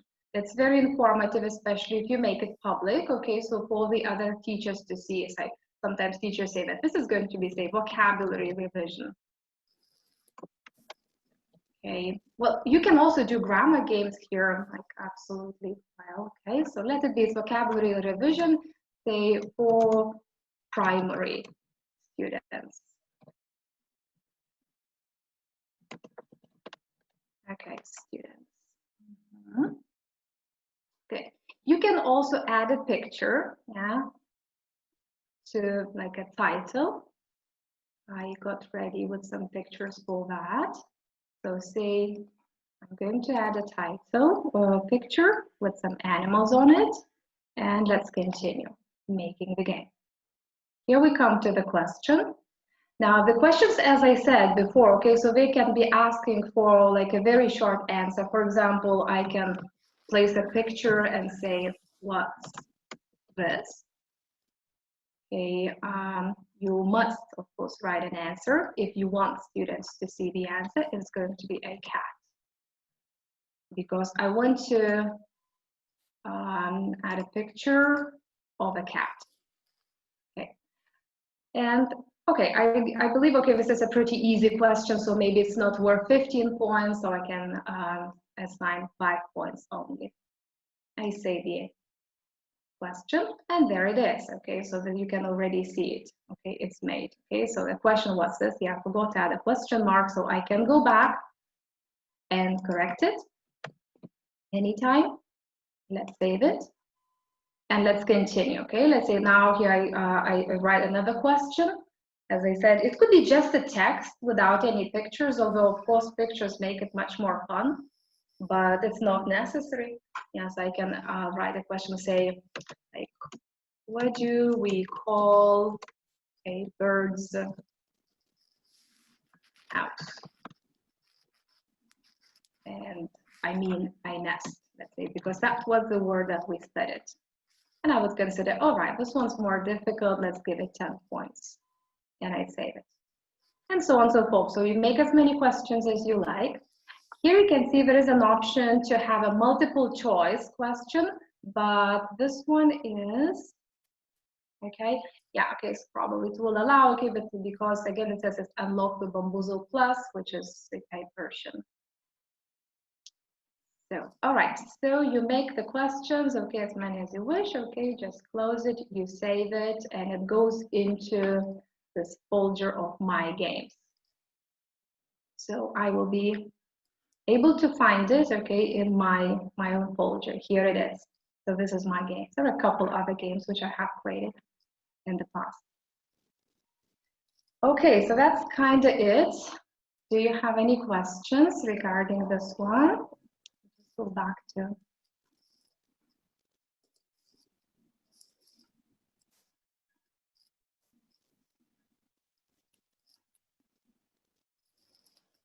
Here is a question saying, can you choose the level? Are they for primary and secondary students? So yeah, it depends on the difficulty of the questions. Let's say, yes, I demonstrated some examples. Let's say that students see a picture and they just have to say, what's this? So this is obviously for the primary students, but you can make the questions quite difficult, okay? So depending on the level of students you're teaching. And as I said, you can even make the open style questions, like a discussion. You give a question, say, for example, can zoos be educational? Give me 2 arguments. And then there's no answer given by you. Yeah, you can, by the way, leave it empty. So your students give the answer. If that satisfies you, okay, so you just award them with some points. So then you can use it with higher levels too. Okay, one more question regarding the link. Do we need to send the link for students? No, actually, no, you don't need to use this. Okay, so as I said, you only need one device. So it's fully teacher controlled. So I share my, let's say if I'm working online, so I would just share the screen so that students see this game, and this is it. And you ask them, you say like, Yurata, which question would you like? And she says, number 3. Okay, and I open up the question for her. They don't need anything. So this is also quite an advantage because sometimes let's say students don't have internet, or let's say they've been bad and let's say their parents won't allow to use a telephone for some time or something like this. So for this one, they don't need it, okay? So all you need is your computer. So that's why, as I said, I can use it working online as well as face-to-face in a regular classroom. Okay, thank you. One more. Kaip mokiniai suskirstomi į komandas? Oh, this is just like the ordinary way. You decide, okay? So it's not done digitally. You just say, okay, so like Jonukas, Petriukas, and Marytė, you're going to be team 1 now. Okay, so just this way, very, very ordinary, simple manner, okay? And you say that, let's say, Benas, Tomas, and Jūratė will be team 2. Let's say if you decide on 2 teams, okay? Or if you want 3 teams, so again, you just decide. It's this simple manner. There's no like digital way of grouping them. Yeah, so like, yeah, I see Nessa writing, okay, so look, playing girls versus boys. Yeah, why not? Okay, if that's all right with you. Yeah, so as I said, yeah, so you can just use like in the regular classroom, so you can ask them to sit together, say like those 3 students, okay, can you just be seated there? Okay, so you will be team 1. They can tell it, say, we don't want to be called team 1, we want to be called like Pink Panther or something, okay? So yes, normally it allows you to write the team name. I don't know why they didn't let me do it now, but normally it does allow, yes, okay? So they have a team name written at the top. Okay, yes, yeah, definitely. As somebody is writing that we may use other tools for grouping the students. Of course, if you want to have like some kind of random grouping, so definitely you can use some other systems. I would just do it actually. I probably wouldn't trust like some platforms, because then you're in danger of having, let's say, very strong students in one team and they're very likely to win. And let's say very weak students, okay, in the other team, and then it's not very motivating for them because they say, oh, we're not that strong, we're gonna lose or something. So I would just probably, well, interfere into this grouping procedure, but it's up to you, why not? Okay, let me see if are there any other questions. Okay, there's also a question here, among those given, can you choose the level? Well, sometimes the description is very informative and it tells you that, let's say, this is a B1 level students, okay, that would be playing. Sometimes it's not very informative, so then you just have to check it out by yourself, whether it suits the level of your student. If you are creating it, so of course, then you will make it so that it suits the level of your students. But as I said, if you want to use the ones made by other teachers, so you just have to check it.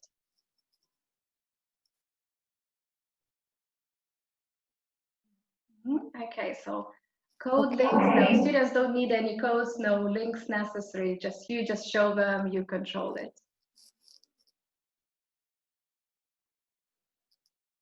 Okay, so thank you so much. All of you may write anything in the comments, whether you liked it or not. So thank you so much. Just we had a little bit time for according to the program, we are a little bit late, but according to the number of academic hours, we are just in time. So thank you so much, Lina, for this kind of presentation. I think for most participants, it probably could have been a new one. So thank you for another version for gaming, actually, and probably revising any other things. I will say thank you for all the participants who stayed there for 4 hours. Thank you so much. We hope that you got a huge amount of information even today, but we are also expecting you to be there to press the second link, which I sent you yesterday. If you didn't get it, which you should have got, just write to me. I will try to record all the presentations and information just after we leave this meeting. Fingers crossed that everything works, because for me to hold an online event for over 200 participants is also a new experience, and I think that for all of us, working online and in the remote classroom is also a new start. So thank you for everybody who gave presentations there, and have a good afternoon, and we will see you tomorrow at 10 o'clock, just here, only in another room. Thank you so much for the comments. We really appreciate that. We really thank you that you liked it. If you have any comments, you may write also to my email address. So no problem, I will try to answer them. So thank you once again. That's your time for real lunch now, and have a good rest. See you tomorrow, 10 o'clock. Bye for everyone.